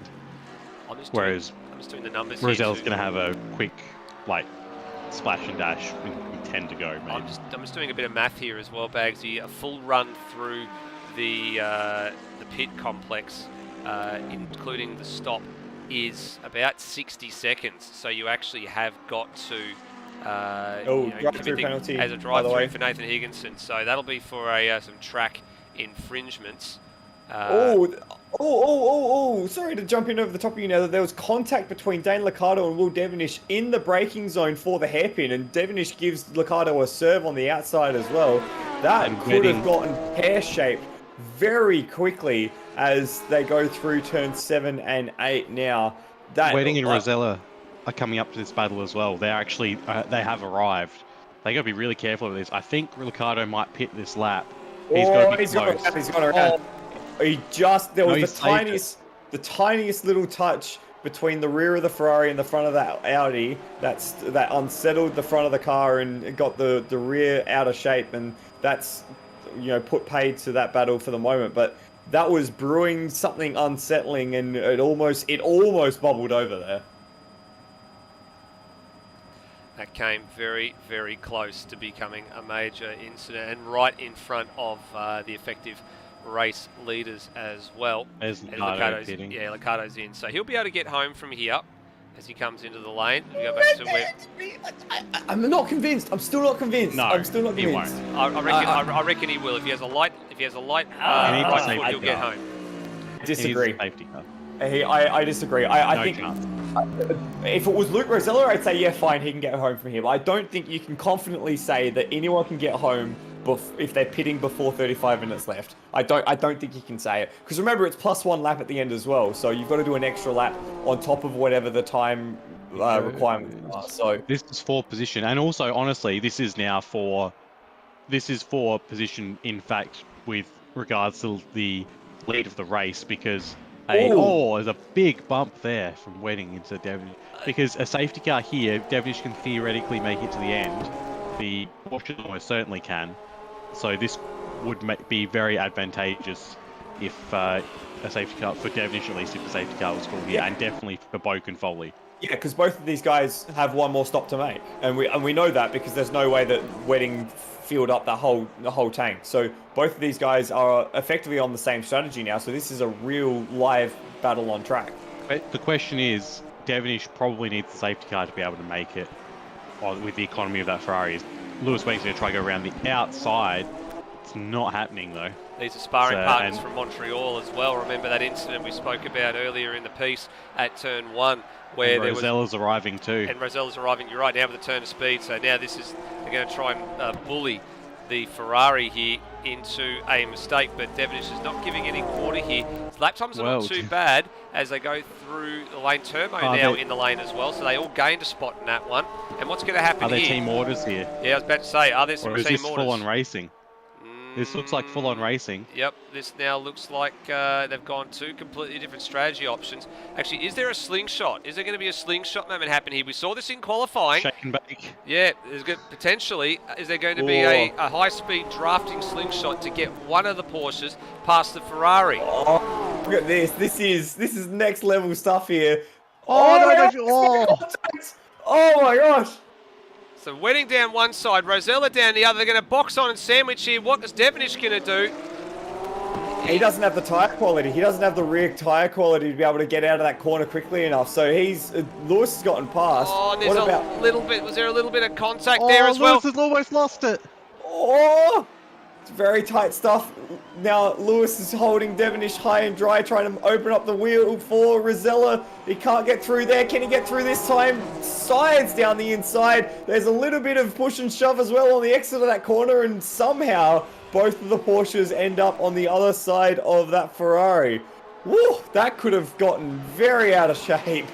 Yeah, it almost did. That's cost It did at multiple points, but everyone saved it somehow. Now that's cost them some time as well. That's cost them a good couple of seconds battling with the Ferrari there. Is that going to prove costly for them when it comes down to the final sequence of pit stops, which we're expecting is going to be in the next 10 or 15 minutes? We're going to start to see those that have already been in the lane under safety car come in for what we expect to be the final time. And then we've got these two that are on, we believe, to be completely different strategies. As now, there's a change for position and the lead here. So Rosella goes through into 4th place, and big old slipstream for Lewis Wedding, though. Effective lead, I should say. Sorry, not the lead. The effective lead. Well, what we believe will be the effective lead by the time this shakes out. Is it the effect? It depends on how much further Boak and Foley go as to whether or not it's the effective lead. And Bolger as well. Bolger's sitting there doing nothing, as in not doing nothing, but he's sitting there menacingly, potentially taking away positions from the people behind and ahead. As I think Boak may be pitting this lap. Foley's going round again. Yep, and it's a 60-second time loss coming for a full-service pit stop, and that's when you have to take on tyres and a full tank of fuel as well. So we're going to see what happens here, and Bagsy's call is right. Here comes Phil Boak. Oh, this is going to be tight. 37 minutes. If by the time you do the pit and the fuel, that's going to be 36 minutes. But you got the +1 lap. I don't think he's making it. No, I think it's going to be tight. He's going to be banking on a safety car here, and I think he'd need to go at least one more, possibly 2 more laps to be safe. In my books, and so I'm going to say that Boak's going to be the unlucky duck here. That's going to be 1 or 2 laps too short. And I'm committing to that. I'm committing to that now. That's the thing. A safety car is going to be interesting for him. Like, is he just going to go straight for the fuel saving strategy? He might be confident in making it all the way to the end if he's really light as a feather on that. You can't go halfway though. You've got to commit either as soon as you get out of the pits, one way or the other. You got to say, I'm going to go hell for leather and screw the fuel saving, or I'm going to be as light as a feather and save. I'm going to use my sweat as fuel or something along those lines. That's as much as they're going to save at this point. Something else to consider. He did just finish fueling up then, with 36 minutes to go. So that actually, he got into the lane in the 38-minute mark. He's leaving at the 36-minute mark. So that is something that will be, that's 2 minutes less he has to do. Plus 1 lap. Foley's Foley's in now. Oh, he's had a bit of a moment there coming into the lane as well. I just saw off shot where he got the gravel trap. So he's now in the lane. Foley's going to be leaving lane with about 34 minutes left on the clock. The next man I want to see is Steve Bolger. What's he up to at the moment? Is he coming in for a stop here? No, he's going around again. The Bolger is the one who's the most likely to win this race at the moment, because it is going to be very difficult for Foley to fuel save this from here, but possible. So it's going to be, I think what will happen is Bolger will obviously have to pit again, but Foley in that... Oh, full course yellow. Full course. Safety car is called. It's Rhodey. It's Rhodey. He just saw him there. He was around on the exit of turn 2. That's what's called the full course caution. Who now gets the free pit stop here? Steve Bolger is going to have to take his service under yellow. The problem is the pits are going to be closed this lap. He can't take it this lap. He needs...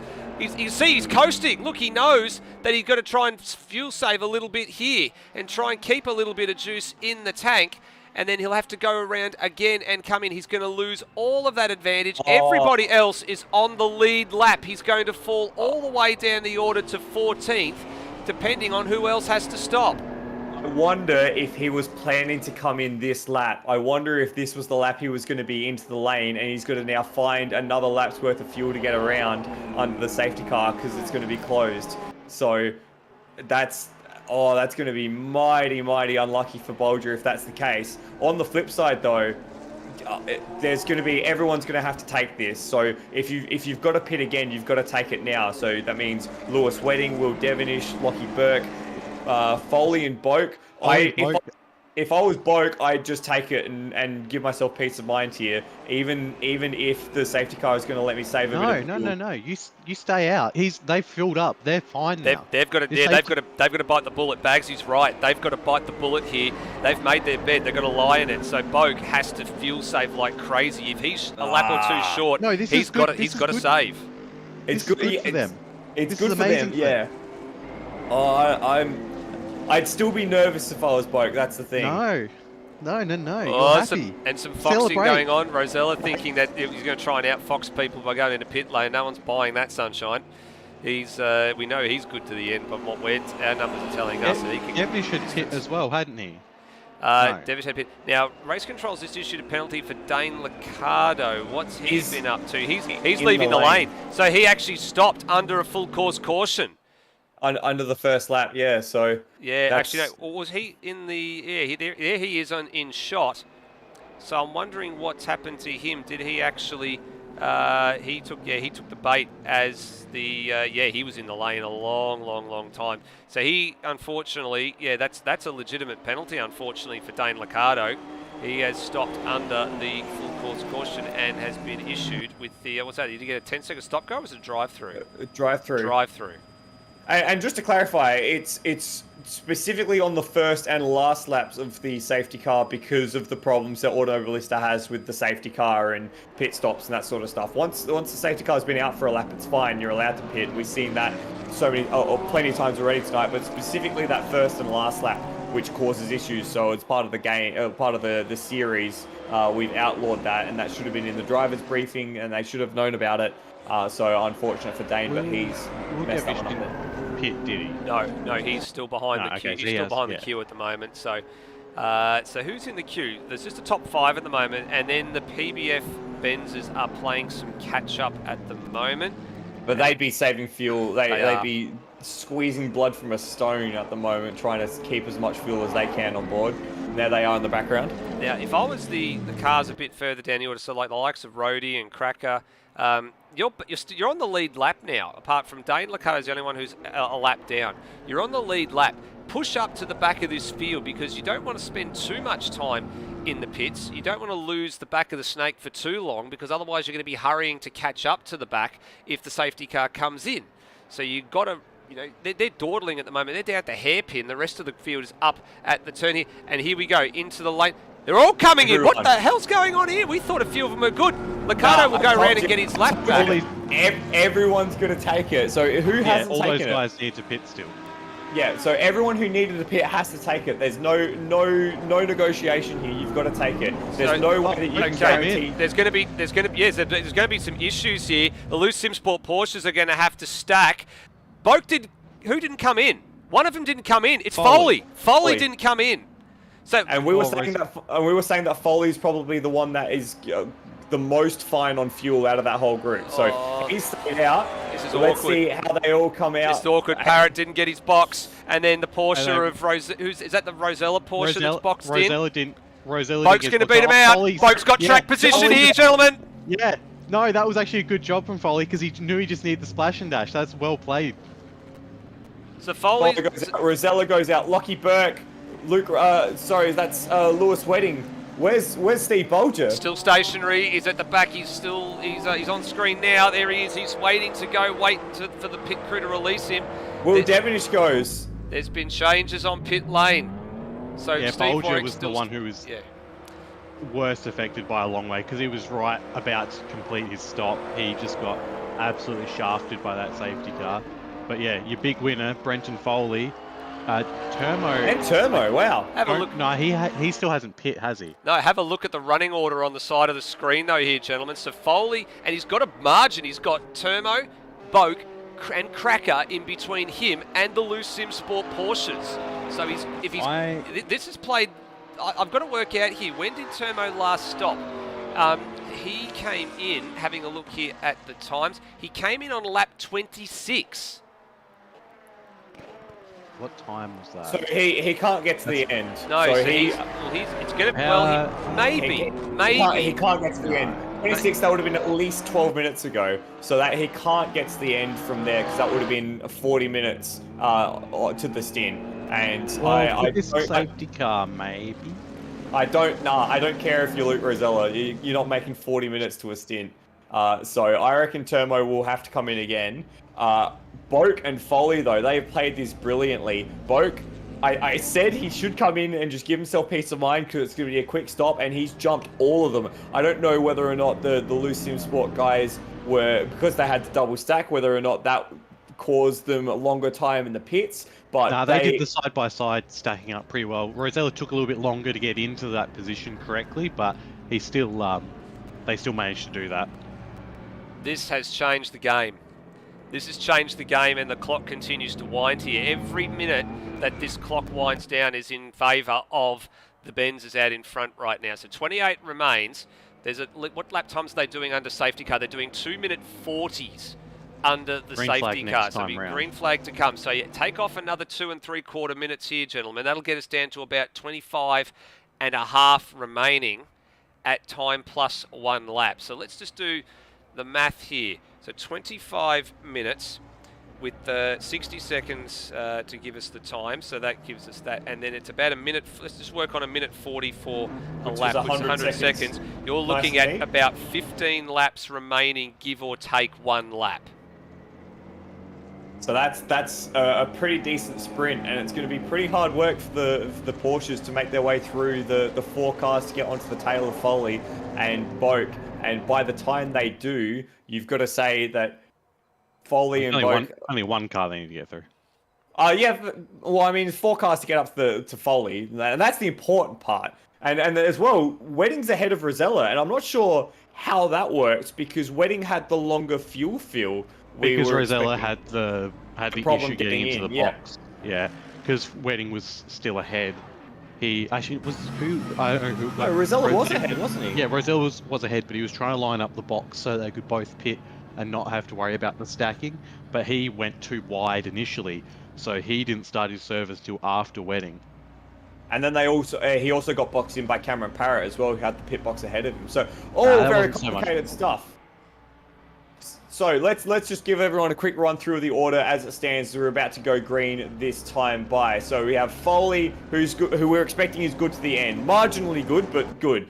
Turmo, we're not expecting to be good to the end. We're expecting Turmo to pit at least one more time. Phil Boak, expecting good to the end. Cracker, expecting good to the end. Wedding, Rosella, good to the end. Lockie Burke, Will Devonish, Steve Bolger, big loser out of that entire safety car. He needed one more lap. The safety car needed to come out 1 lap later for Bolger, and he would have been home and hosed. Cameron Parrott, Steve Warwick,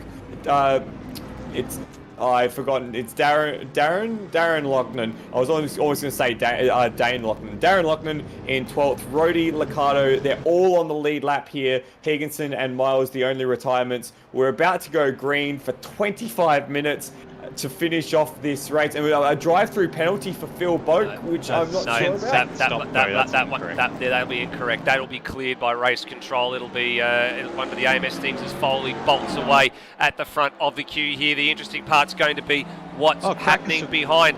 Who's fighting here? Cracker is ahead of the Loose Sim Sport Porsches. There goes Turmo. There goes Boak. The one that we're going to be interested in here is Cracker and the Loose Sim Sport Porsches. They're going to go 3 wide on the run down into turn 2. This doesn't go. A little bit of contact between the two Porsches, and they both squeezed through. In fact, Cracker was very kind to them there. In fact, almost too kind, because Lockie Burke didn't squeeze through as well. So it's now Rosella through on Wedding, through on Burke, through on Cracker, who's going to lose another position here to Will Devonish. Didn't take long for them to clear through Cracker, and it didn't take long. As we can see just in the foreground, Phil Boak making the move on Turmo. Nicely done there, well positioned. But it didn't take long either for Luke Rosella to get through on his teammate. Okay, just seeing there's a few little issues just being cleared up here. So the way that the system actually has to work with the penalties is when the the errant penalties come up as a result of the game glitches. The race control clears all penalties and then reissues any ones that were legitimate. Of course, the one that was legitimate was Dane Liccardo for being in pit lane while the pits were closed. So that's why you just saw that flash up there, that he's been handed a drive-through penalty. That is because his original was rescinded in the mass exodus of penalties and then reapplied. So have a look at the gaggle forming behind Phil Boak, who's not had a very happy restart for him, looking very understeery in that Mercedes still. So Turmo has already got the two Loose Sport Porsches on his tail. In fact, Rosella's already trying to look to make a move. And they've given away 2.5 seconds, or 2 seconds, sorry, between Boak and Foley, but it's not going to be long before that Porsche gets through. And look, Rosella's already down the inside of Turmo into turn 3. And Wedding's already given Rosella the free rein to go and attack. He knows that Rosella's got the pace here, and he's the best chance of Loose Sim Sport winning this race.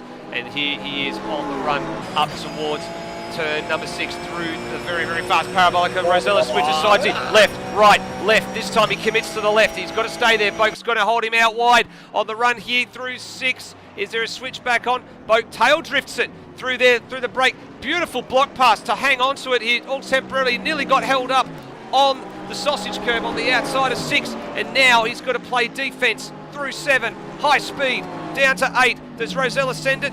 No, he holds station for the minute, but he's ever present, and he's there, and he's just looking for any opening that's about to be delivered. Over and under at 7.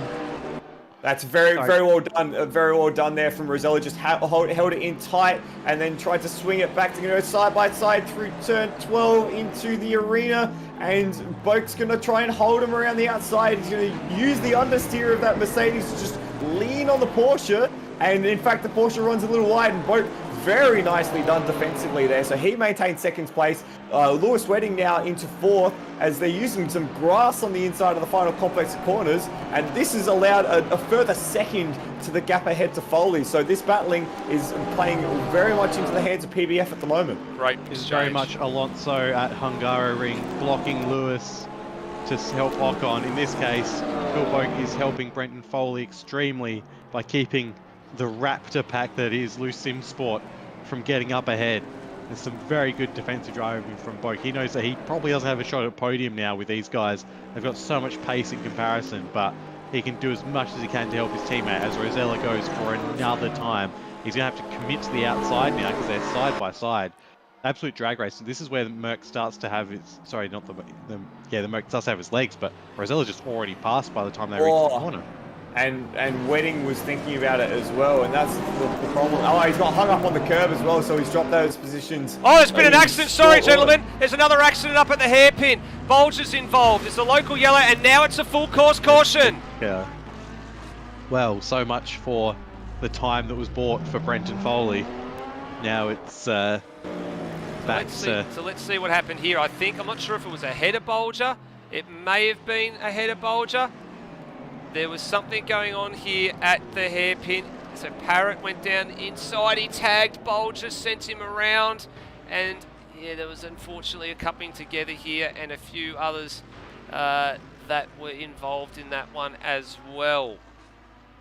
It all's gone a bit pear-shaped for Bulger now since that last safety car, and now he's going to be at the tail of the field with damage. You saw those dive planes get knocked off by that last contact between him and Darren Lachlan, so he's had a bit of a mare ending to this race, but wow, this is going to set up an absolute grandstand finish as we've got Brenton Foley, the two Loose Sim Sport Porsches, then Phil Boak, and then Turmo.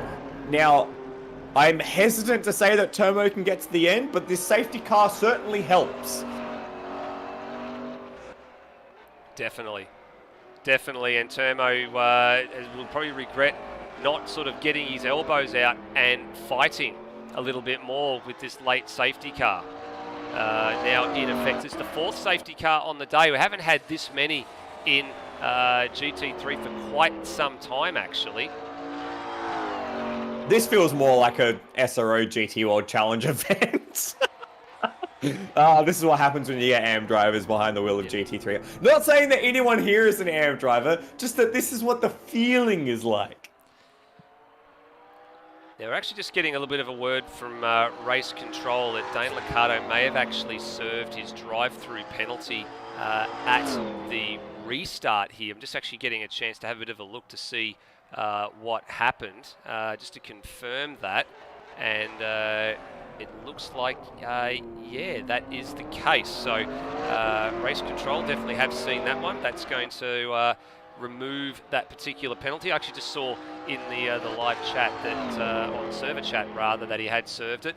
Wasn't paying attention at the back there, so they've actually seen that and gone, okay, yep, that's all now officially legitimate.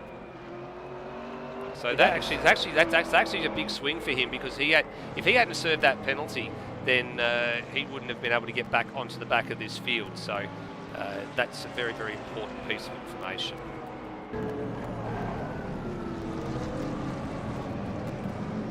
Wow, what a race we've had so far. This has certainly been the most frantic and difficult to keep up with race that we've had in ASR GT3, I think. The only other one that was this frantic that I can think about is the fuel mileage miracle at Monza, but that wasn't as action-packed throughout the race. That all just kind of simmered to a boil right at the very end, as we've got Bolger coming into the pit lane now to probably repair a bit of that damage, seeing as he's in the safety car train, and then you can just tack onto the back. This has been a complex and very...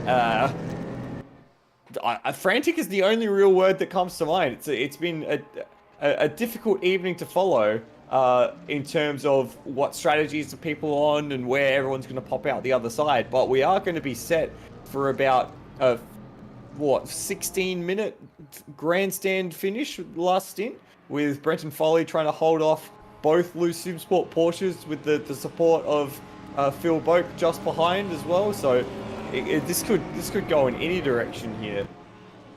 I'm thinking that he'll be able to hold off Wedding, but not Rosella. Rosella's been given a bit of a gift with this extra safety car. They were stuffed up by the one before, but this one has definitely helped them in terms of closing that gap to Foley.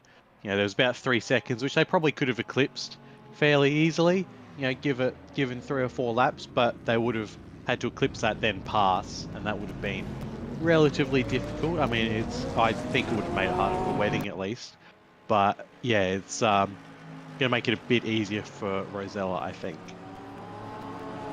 As well, we've seen that the Mercedes, particularly Boak's Mercedes, haven't really paid too much attention to Foley's during the race, but we've seen it be fairly understeery, which makes it difficult to defend on corner exit, because you're always chasing the car to turn at that point. So while we saw Boak do a great job defending on corner entry, because he's angling, the car to the corner to try and combat the understeer, on corner exit he's been a bit of a sitting duck, and we saw that here through this section of track, and also out of turn 4 up the back straight into the hairpin. So those would be the sort of areas where I expect the Porsche to be maybe a bit stronger than the Mercedes. And those are the sort of areas I expect the Porsche to be able to make a pass. So coming down to 15.5 minutes remaining here, gentlemen, and I think we'll get an update as the safety car gets across the line this time around as to how many more laps we will be behind the Chevrolet ASR 22 safety car. Those will give us a bit of a clue here as to if we're going to go for at least one more time, or if we're going to go for probably at least 2 more times. So we'll see what the is there. What says you, Vagsy? Looks like green flag next time around. Okay, so let's add another 15 minutes and 20 seconds or so, and we take that down to about 12.5 remaining. And let's do a bit of a rough maths here and see if we can get what we predict the laps are going to be from here. Looking at about another 7 remaining, so it actually says 5.3, which means that you'd be on lap 6 when the zeros are shown, and then there would be one more lap after that. So can Foley hang on for 7 laps? That's the question. 7 manic, frantic laps. He's got older boots on that car compared to the Porsches behind him. Phil Boak did what he could to hold up the Porsches for as long as he could.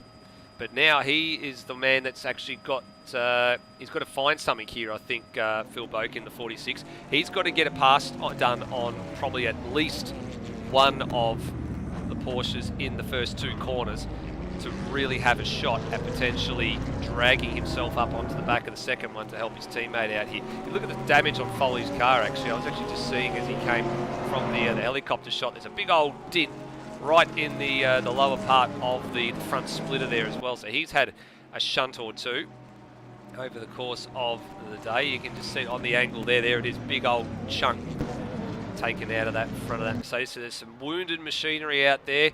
There's bumpers missing, there's bonnets and whole front ends, clips missing, and somehow we've still got 14 drivers left in this race. I was a bit worried after the first 2 safety cars, gents. We were going to see a war of attrition. Now we're seeing really a test of will. No, but Will's in 7th place at the moment. Willpower, I should say. Sorry, willpower. Mind over matter. You know, this is all all mental exercises right now. I'm just being a bit of a yes, I know. It'll be interesting to see what happens. I think the first lap is going to dictate how this race is going to go. If Rosella can get the jump on Foley on lap 1 of the restart, well, that'll be over. But if Foley can hold him back, as we've just kind of come to green, it's going to be on for young and old here. Here we go. 12 and 3/4 minutes remains. Foley goes, and he goes early, so that's a surprise. Rosella's been taking them all the way down to the line. Foley thinks his best form of attack is to bolt, and he does. There's Phil Boak, getting a little bit of a sneaky look at the inside of Lewis Wedding on the run to turn 1, but there was no space there. Let's have a look now. Does he have a bit of a lunge down here at turn 2? Rosella ahead's looking on his teammate. Boak's not far back enough to strike, but is that Lockie Burke? Lockie Burke makes a move on Turmo down at turn 2. Very nice job for the 053. Off to the race leader though. It's going to happen, and it's going to happen early down here at 6 it looks like. What does Foley do? Used all of the exit there to try and maximise his run down the back straight. He goes to the outside. Foley takes the inside. They're going to go side by side into the braking zone. Can Rosella get it wrapped around the front? There's not quite enough of an overlap. They're going to be side by side in the exit as well. Rosella gets the power down. He's going to take the lead of this race coming into turn 7. That's the move. That's got it done. Now Foley's going to retaliate. He's going to get it. Retaliation done quick, but it's too late. It's already gone. Rosella's taken the lead. Oh, he's gone deep. Rosella almost sent it off the road there at 8, and very lucky to pull it up. Big front inside locking, and he threw it all the way out to the exit curb, which is very lucky because of the way the curves are cambered here, and he somehow survives, but Foley's still on his hammer. Not going to give up the fight just yet. Where's Phil Boak? Lagging behind. Wedding is all over the back of Foley here. Foley's getting mugged right now. He needs some help. Or Rosella again using all the exit, trying to maximise the amount of room he's got to try and keep the corner pace up and get through that section. He's just got enough now, a few car lengths of a gap, and that should see him just settle a little bit now after that first lap of the restart. We've got 11 minutes left as he crosses the line, and that's Rosella out in front, Foley in 2nd place, and Boak using all of the facilities through the exit of turn 1, sitting in 4th. Porsche, Mercedes, and then Aston Martin. That is your top 5 at the moment. And Lockie Burke has just fallen a touch away from the rear of Phil Boak now, as the first lap from the safety car resumption is in the books. What's this Mercedes got in a straight line that the Porsche doesn't have? That's the big key. Although what it does have is it's dragging a Porsche along with it. That's what it's doing, punching a big old hole in the air for Lewis Wedding in 3rd place. A little wide from Foley at the exit of the corner there at turn 6, and he's invited Lewis Wedding to put a bit more pressure on him as they come into this fast section of the track. Through 7, it's is Wedding going to get it stopped? Is he going to get it stopped? Oh, he very nearly didn't get it stopped. He went super deep in there, did Lewis Wedding. Very lucky not to make contact with the rear of the Mercedes, and I'm not sure that was in any way on a part of the script book, but what it has done is it's let Luke Rosella get out to another full second of a gap now. So he's got a bit of a buffer zone, which is exactly what he was after. And then it is a Mercedes sandwich with the Porsche in the middle of it once again. Wow. Still plenty of time on the clock here, 9.5 minutes to go. We suspect we're going to get at least another 5 laps in from here, maybe 6. But the field starting to string out following the restart. Rosella goes, Boak, drive-through penalty. That'll be for curb abuse. That will be for curb abuse at the first turn. You can see him in the background there, just kick up the dust. So that takes him out of this fight. That will drop him to last. Turmo, same. He's been pinged at turn 2. So he's been pinged twice in quick succession as well. So I think he got one on the entry and the exit of turn 2. So that Turmo was in position number 7. He's just given that one up to Will Devonish here. And actually, let's have a look at Turmo's one, because that's, he said he got pinged twice. Twice, yeah. So Bokerhead got done. Oh, he got done at turn 1. That's why. Have a look at this. So he was done in quick succession. That's a curb strike there. That's a curb strike by a mile. And then he was done possibly there as well. Let's have a look if Turmo got done up here at turn 2. But it looks like he might have got done twice at the same turn. He got done twice at turn 1. So they're going to fall to rear grid here. That's going to elevate a few other drivers through the field. Who does that benefit from him? It means Dane Liccardo's going to move up 2 spots. He's going to be 6th. Cracker almost... Oh, he's in the wall now. He's definitely in the wall now. Yeah, I've seen him at the back. Another safety car, perhaps. Single car. Localised yellow. Localised yellow there as he recovers to the track. I just saw him go around the back a shot, and he's going to have... He's at the back of the field now too. So, wow. This restart's got everybody pushing, everybody really trying to earn their keep here. Does Turmo serve the penalty this time around? Yes, he does. And I think Phil Boak probably will have done the same thing. He's already put in, yeah. Yeah, so Boak's in the lane now. So where do they actually feed out these two? Disappointing for Boak. Yeah, an extra drive. Boak's actually going to be in with a chance to gain a few of his positions back, honestly. Actually, that's not too bad. That's worked out okay for him. He's come out ahead of Rhodey, and just in front of another battle unfolding. Here's Steve Bolger and Dane Liccardo locking horns. Dane Liccardo's been at the heart of everything tonight as he's pushing Bolger wide through turn 4 and into the sweep at turn 5. Looks like Bolger's got a little bit more speed and the inside line for the hairpin, so wouldn't surprise me to see this McLaren whip around the outside. But Liccardo has been racy and he has been very deep under brakes as they get into the hairpin. He's going to try to get the cut back and does a great job of it. That's if you want to put in the textbook, perfect execution of the cutback. Exhibit A right there. He's been listening. He's been listening to his driver coach. Has been telling him a whole bunch of different things about how to get the power down and tactical racing. Oh, but I think he might have gone a little bit deep there, did he? He did, but at the critical moment for Steve Bolger, he couldn't apply the power, so Liccardo gets away with one there. And then here comes Phil Boak. You just mentioned him. He's going to get a few of these positions back. The pit lane transit time on its own right is actually pretty short here at Hockenheim. If you serve a drive-through penalty, it only costs you about 15 or 16 seconds. It's not a lot. So he was able to come out in position number 8. I actually thought they were going to fall to the back of the field. Then I had to check my numbers and realise that they actually haven't come off too badly here. Turmo was the worst of them because he was so slow off those couple of corners when he did get the double penalty. How about this? Another one. How about this, though? At the head of the field, Brenton, Foley and Lewis Wedding setting their personal best laps for the race with only, 5 minutes left. Oh, Boak's been done again. Oh, no. Boak's got another one. Yep, he's gone just a little bit wide there. You had him on the camera. He's done it again. And once you've had a drive-through penalty for track limits, every single one you get track limit violation for after that means you're two of the lane again. So you're now got to be ultra careful. There's actually, the limits were upped for this race. They were actually up to about half a dozen. So that was essentially one every 10 laps. And, well, I mean, we haven't done close enough to 60 laps, but you get 6 warnings before you actually are on your final, grace of God, basically. And then if you get 7th one, you're in the lane. I've actually also just noticed that someone's wiped out the brake marker boards on the very critical approach to turn 8. So I'm wondering, his Foley's very wide, and he might, I was about to say, very nearly coughed it up there. I'm wondering maybe if it was Cracker that wiped them boards out when he had that moment about 2 laps ago at that part of the course. So this battle has now been incentivized with that mistake from Foley. The gap now is less than 0.3 of a second. Well, it's immaterial, really. You can see it. It's right there. So Foley's put himself under pressure by making that little bit of a mistake coming out of turn 9. and it's going to really put. Oh, as we see, Luke Rosella just, as you do, set the fastest lap of the race as well, just to hammer the point home. Wanted to make sure that the two guys behind knew that they were battling for second. Did you see Lewis Wedding slide into shot there? He was fully power sliding in through turn 1. He's got the whole thing hooked up, and he's trying as hard as he can to make this a Loose Sim Sport 1-2.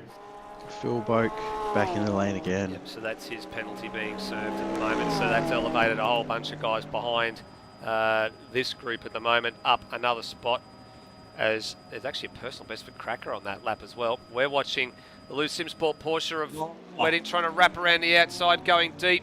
Oh no! Oh, you could see Foley fully locked up in the rear and somehow managed to slide that car back ahead of the Porsche. I thought for all money he was going to slam into the side of the Lewis Wedding, but manages to hold it up. So he maintains the second position for now. You might have just seen in the corner another drive-through penalty for Turmo, so he's gonna finish this at the back of the field, unfortunately. Definitively last. Yeah, they just need to give it up, those two at the moment, and just make sure they bring it home without touring the lane any more times. Another slide from Wedding coming into the stadium complex there as well. So he's driving the Porsche right on the limit as far as he can without the engine taking over and swapping the rear end for the front end coming through some of these turns. So if he goes a little bit too hard, I expect to see the rear end of that number 89 come around with 2 3/4 minutes remaining on the clock, and probably at least another 3 laps in this one. So working lap 46 at the minute. We're going to get to probably lap 48, and that will be the duration. So a bit shorter of what we were expecting with the 4 safety car interventions, but still a good night's running for all the field here, and great fight right up to the very end. And if we look a bit further afield, here's the battle for the last few spots inside the 10. Rhodey pursuing Dane Liccardo. I didn't think I'd actually be saying that on a broadcast in a long, long time. And then Cam Parrott is starting to emerge into back a shot, and Darren Lockton as well. We're going to go back to have a go. Because Wedding's, around the outside. Once again, we've seen this before. This time a lot more controlled, and Wedding tries to get the undercut, but again, it's too much power, too much throttle on the exit there. Spun the wheels up and couldn't control the exit. Foley almost perfectly executed that block pass, but needed to hold Wedding up just a little more. So that's a lesson for him for next time, and we'll see this happen once again, I reckon. Despite pitting earlier, Foley's got better rear tyres than Wedding does. Wedding has better front tyres, but yeah, that Porsche just, I guess, when it's putting down the power, is really chewing those tyres up compared to the Mercedes. Well, Wedding didn't take tyres at his last stop, remember, because that was the fuel dash underneath that safety car. So Foley, he took a full service just prior to the safety car. So it wouldn't surprise me at all if Foley's tyres all round are better than Lewis Wedding's. On top of that, the front engine cars, being the Mercedes, actually chew their front tyres a little bit more because, of course, they're naturally heavier in the front end. And then the Porsche, because it's rear weight distributed with the engine in the rear, that's where the rear tyre wear starts to become a little bit of a drama. Of course, the working side tyres as well here is the left. So the left front for all these hard turns, and the left rear when you're on power, especially through here, you'll be trying to pick up the power when you're part way through the corner, so the left rear starts to protest, and then only gets a bit of respite when you're on a straightaway, or what you call the curve straight, if you're Hans Brunswick, like this. Just a quick comparison, look at how much narrower the Porsche was able to come off the corner at turn 3, and he's going to have a dive now this time, and it's looking like Wedding's got the higher ground here. They make contact. They make significant contact there in the middle of the corner. It looked like Wedding was going to put that car there no matter what, and Foley wanted that same piece of road. That's a real big motor contact here. Can Foley fire it down the inside this time? Not quite. So Wedding has that move now, but that's certainly going to be looked at again. And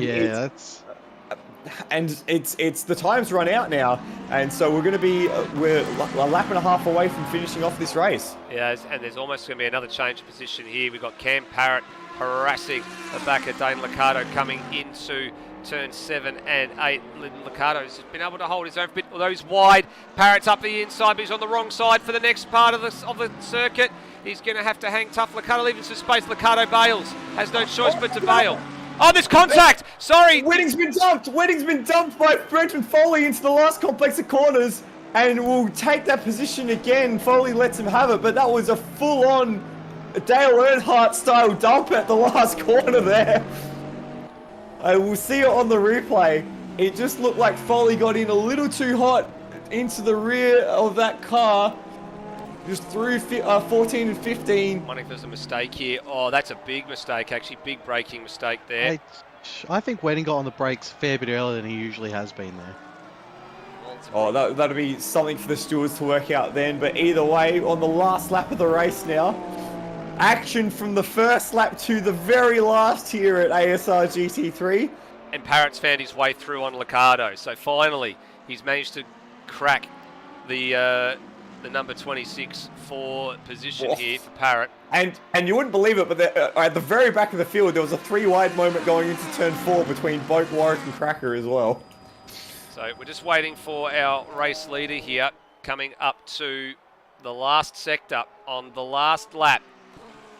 He's weathered the storm. We thought they were gone. We thought that they were going to have to do everything the hard way. Well, eventually they had to, and some. Late safety cars have played their hand and have turned the tables on what was looking like it was going to be a very, very unusual pit stop strategy for the Loose Sim Sport Porsches, but they're going to get another 1-2 by the. I wouldn't say is this an escape, gentlemen? Have they escaped this one? Because they looked gone.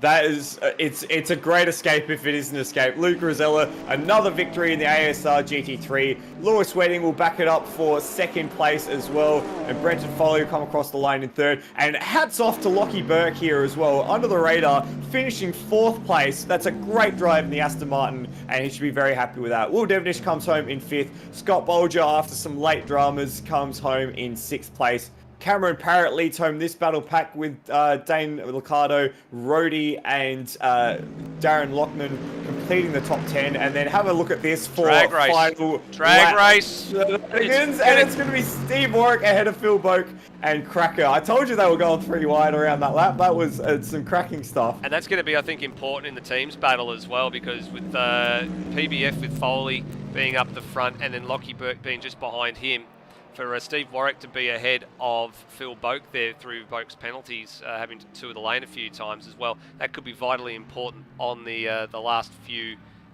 races to come. Of course, 2 weeks from now, Spa-Francorchamps and 2 30-minute sprint races. So do the math on that one, about 2 minutes 20 a lap and 30 minutes. You can work that out at home, folks. It's probably going to be about 2 13-lap sprint races, which is not what you would say about the 7-kilometre circuit that is Spa-Francorchamps. You would think we were going to be going a long distance, but we've turned the tables. And Rosella hasn't, he's got one hand on the trophy at the moment here, gents, but it's far from done. Well, as we're watching, just some very nice synchronized spinning at the tail end there. Great work from everyone tonight. I'll let Bagsy field that question. Oh, well, I was actually going to go back to the overtake Lewis did on Foley, and I'm wondering if Wedding might have something to answer for. He's come from arguably a long way back. Foley's left plenty of room, and Wedding's just sort of driven across the curb, not made the corner, run into Foley. Foley was leaving so much space, and Wedding he wasn't making that corner very easily. Foley was probably unsighted because of how far back Wedding came from, and then Wedding's just shoved you off. So I think Wedding should have given that place back, and then we wouldn't have had the issue with Foley and Wedding later in the lap. But I'm thinking that probably should be at least looked at and could potentially change the podium a little bit, because I think that's a little bit out of order. We'll have a little bit of a look at that, I guess, in the wash-up over the next few things. This one on screen here, gentlemen, is a disappointment for me. Turmo, 14th place. That's not what we've been used to seeing for him. As he tried to take the shortcut there, and there's a hidden wall there, buddy. So you're, smile, you're on candid camera there. He played himself, and it was unfortunate because he picked up those drive-throughs for track limits, and once you start that sort of roller coaster, you can't get off it in any sort of positive way. So really unfortunate for Turmo. He had the pace throughout the night. We saw that he was getting involved in some good battles and almost played himself into a good position with strategy as well. But it was just an unfortunate unfortunate set of circumstances. It is really hard to keep that car on the inside of that turn one curb there. So he wasn't the only one to get hit by that as well. Phil Boak, we saw him gear up for that final fight in the top four, and he had the same problem. Just picked up the track cuts, and that was it. Once you pick up one, you're kind of done. But disappointment for both of them. But you got to say, at the top of the field, Brenton Foley, great race from him. He should be very happy with how that all finished up, despite finishing third. Unfortunate for Steve Bolger, just the way that the safety car panned out, and the everything that happened after that as well, getting involved in the incident up at the hairpin. But once again, it's Lewis Wedding and Luke Rosella that take the bickies, and they did it the hard way. We said that they did it the hard way, but every time that they've had to, they've managed to do it. We've got them in the booth now. We'll start with our race winner, Luke Rosella. Luke, congratulations on a great victory tonight. Quite a frantic night of racing. How did you go about surviving that night? I just had to pass some cars, I guess. Yeah, the race, the way it played out, definitely made it a bit hard, or a bit more difficult for me and Lewis. But it was definitely action-packed and some good battles in that race. It was good. So after the first pair of safety cars, where were you in your strategy? We saw you come into pit at around 48-ish minutes remaining and top it off. Were you trying to get to the end from there? No, we were, well, Lewis short filled, and I just tanked it and then was looking for a splash and dash at the end. So he was ahead of me, but I would have gained like massive. It would have been like 20 seconds or something, or a bit less than that. But yeah, that was our strategy for the end of the race. Yeah, knowing that there wasn't gonna be a safety car, but nah, of course the safety car came out, and all the guys that pitted in the first few safety cars had a bit of an advantage, so we had to get past them pretty swiftly. And yeah, it was going to be an entertaining finish, but another safety car came out, which ruined Foley's chances, really, because his teammate did a good job of helping him out there, of trying to block me. We had a good battle with Phil there, but nah, it was a good finish. Foley did his best. We had a good race, but happy to get the win at the end. One more round for the GT3 championship in ASR. You've taken a win at every single location this season, not quite every single race. What would it mean to you to cap it off with a win at Spa-Francorchamps and the ASR GT3 trophy? Pretty good. Spa is pretty happy hunting ground for me. I've done a lot of laps there in iRacing and whatnot. So yeah, always want to do well there. I'm pretty quick around there, so we'll see what happens. We'll press on. Oh, press on, you will. Congratulations on an awesome race tonight, Luke, and yeah, all the very best for the last round of the season. Thanks, Floody. Lewis Wedding finished up in second place in, again, a quite topsy-turvy race.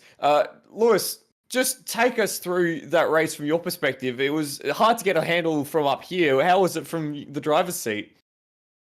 Yeah, it was a bit stop go, particularly in the first half of the race, and sort of realised with that last safety car that probably missed a trick, and we were going to have to try and pull something out or hope for a bit of luck, which thankfully happened. There was another safety car, because I realised that if a few guys are able to just stretch it out a little bit, they would get to about 35 minutes to go, and they'd be able to just make it home with a little bit of fuel saving. And looking at the gaps as well, I mean, there wasn't that safety car, probably would have been about 30 or so seconds behind at least Foley that I would have had to chase down. And Luke was in a similar boat, so even with the short filling and stuff like that, still would have been a pretty massive task. But yeah, I don't know what happened. I'm guessing a lot of people made contact at the hairpin and the game picked up. There was multiple cars slower and all together. But we got that. And then it was,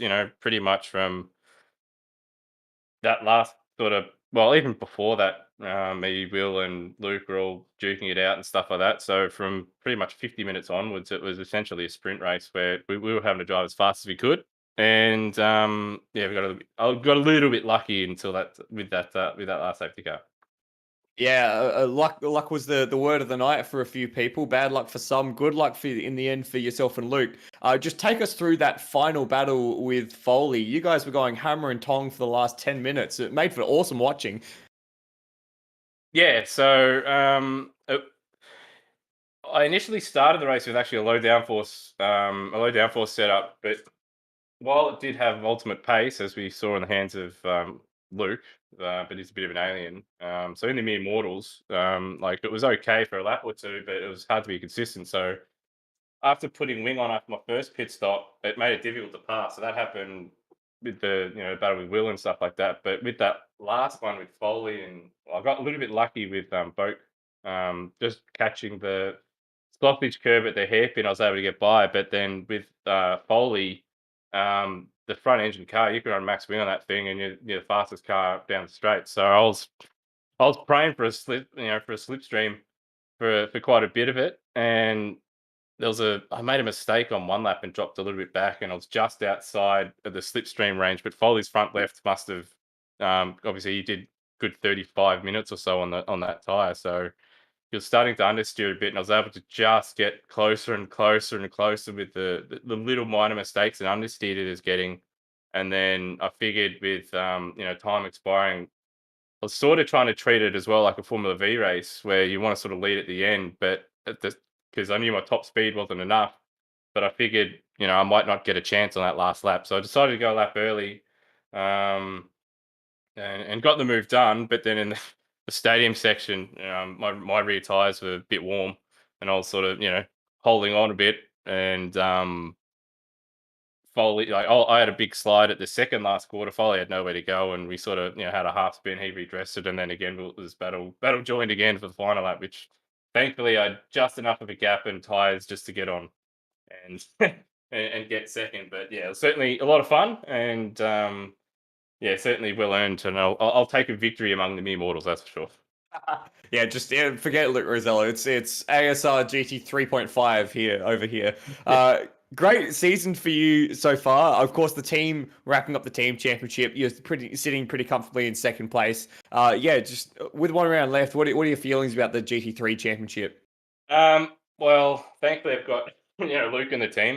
Luke Simsport's never actually won a team's championship, so to finally get the first one, I don't know if it's official yet or not, but I'll certainly, if it does happen, pretty happy, and certainly having the fastest driver in the league certainly goes a long way to getting that. But the season as overall's I've been really enjoying it after probably last sort of 2 seasons of GT3. I've not really had not really had the best time, both with on track stuff and trying to get the BOP right and stuff like that. But this season, it looks like the BOP has been quite good for everybody. And like You're in the Porsche. I am in the Porsche, but like people do need to actually, like, I have said to people, you need to try it. Whenever people try it, they can't drive it. So yeah, no, I was giving you a rip. But no, it's been really enjoyable. This is the first season, probably in 2 or 3, since probably about 2019 or so, that I've actually put a bit more effort in and done laps outside of race day. So it's it's good to be not struggling and getting punted all the time. And the extra effort just goes to show it. Put the effort in, and you can get some results going your way. Yo, you got the result tonight. Congratulations on your second place and the 1-2 for Luke Simsport. Thank you. Bagsy, I'll leave you to Brenton Foley for the third place interview. Yeah, Foley, it was a bit unfortunate for you in the end. You ran a very good race strategically, but unfortunately just pipped for pace by the 2 Porsches at the end. Were you, strategy-wise, pretty much just on the strategy of pit every safety car and see what happens until you can make it to the end, or was it more just fortuitous that that happened that way? I'm a big fan of alternate strategies and things like that, and me and Phil kind of had a bit of a laugh at the start of the season and said, "Oh yeah, one race we should start from the back and see what happens because it's a lot of fun." So we were just like, "All right, we'll do it at Hockenheim," and the safety cars fell our way at the start. And as I said, I'm a big fan. Both of us are a big fan of being on an alternate strategy to everyone because it kind of changes things up, keeps everyone thinking. And the first couple of safety cars fell our way. It was looking pretty good because we'd have either like a longer stint at the end with no stop, or a very short splash and dash, which everyone would have to take a full stop. But then we had a bit of unlucky with a couple of the other safety cars, but that's the way it goes.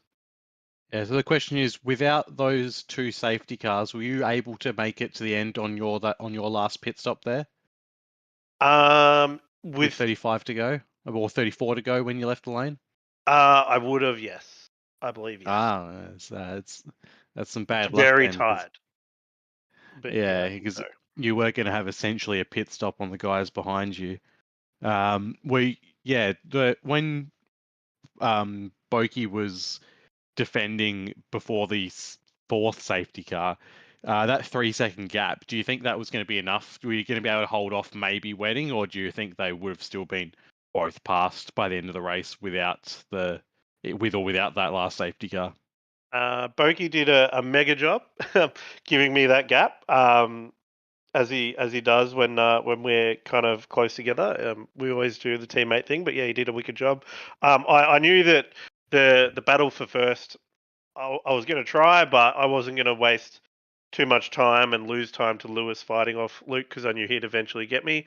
I did think that it probably would have definitely helped me with Lewis, because I think he did have the very slight upper hand on me, but without the slipstream, his gains would have been significantly less. But like, there's no way to tell. Yeah. And final question, the move that Lewis put on you down the hairpin with a few laps to go, what's your opinion on that? I mean, the other 2 I don't think have looked back at it in depth. I think that Lewis might have something to answer for. What do you think?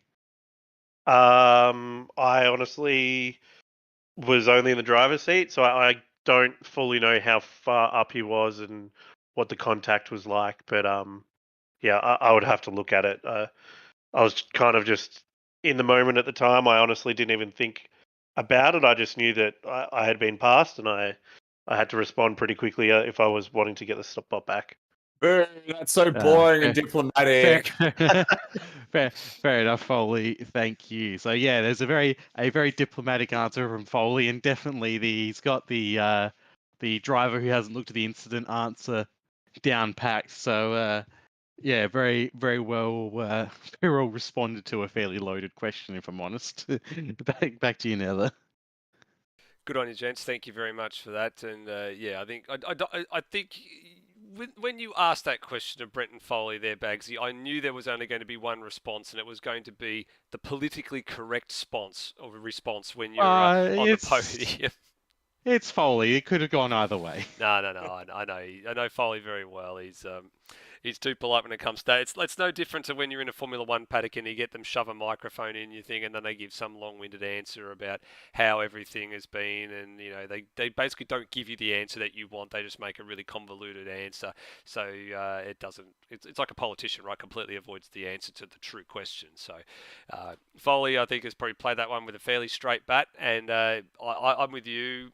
Flood, I probably need to have a second look at that one to really dissect that one and see where it all ended up. But aside from that, gentlemen, wow, 4 safety cars. The most I think we've had in some considerable amount of time in the ASR GT3 series. I can't recall another GT3 race where there's been that many. If there was, it's going back a long time ago. Is that most safety cars in a race that isn't a Bathurst length sort of race? I think so. I think it's got to be. Or maybe I think Bathurst in 2019, early 2019, might have been the last one that had it. I think there was at least 2 or 3 in that 2-hour race that was done around Manapara. That was when we were using the old Bathurst that ASR had. Of course, they've had the new one since, new track since the Bathurst 500 last year.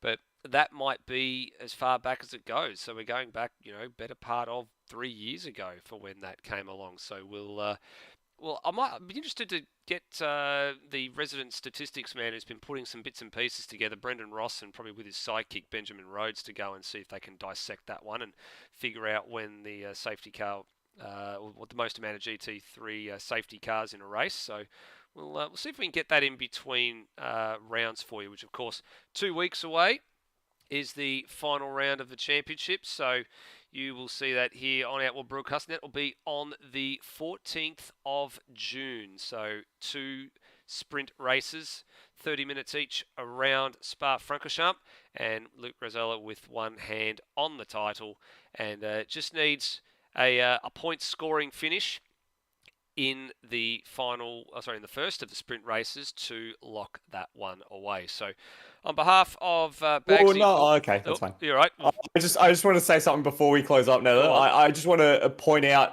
again. Great drive from Lockie Burke tonight. I think his drive went under the radar and deserves a special mention. And also Cameron Parrott as well. I think both of those guys pulled a great drive, great consistent drive tonight. And yeah, I just wanted to give them a special mention because they did really, really well. That's all. Now you can close it up. Yeah, agreed. They did have a very, very good drive, and we will see if they can replicate that feat in 2 weeks' time. Thank you very much, everyone, for watching. On behalf of Flood, Bagsy, and myself, please drive safely. See you in 2 weeks for the last round. Bye for now.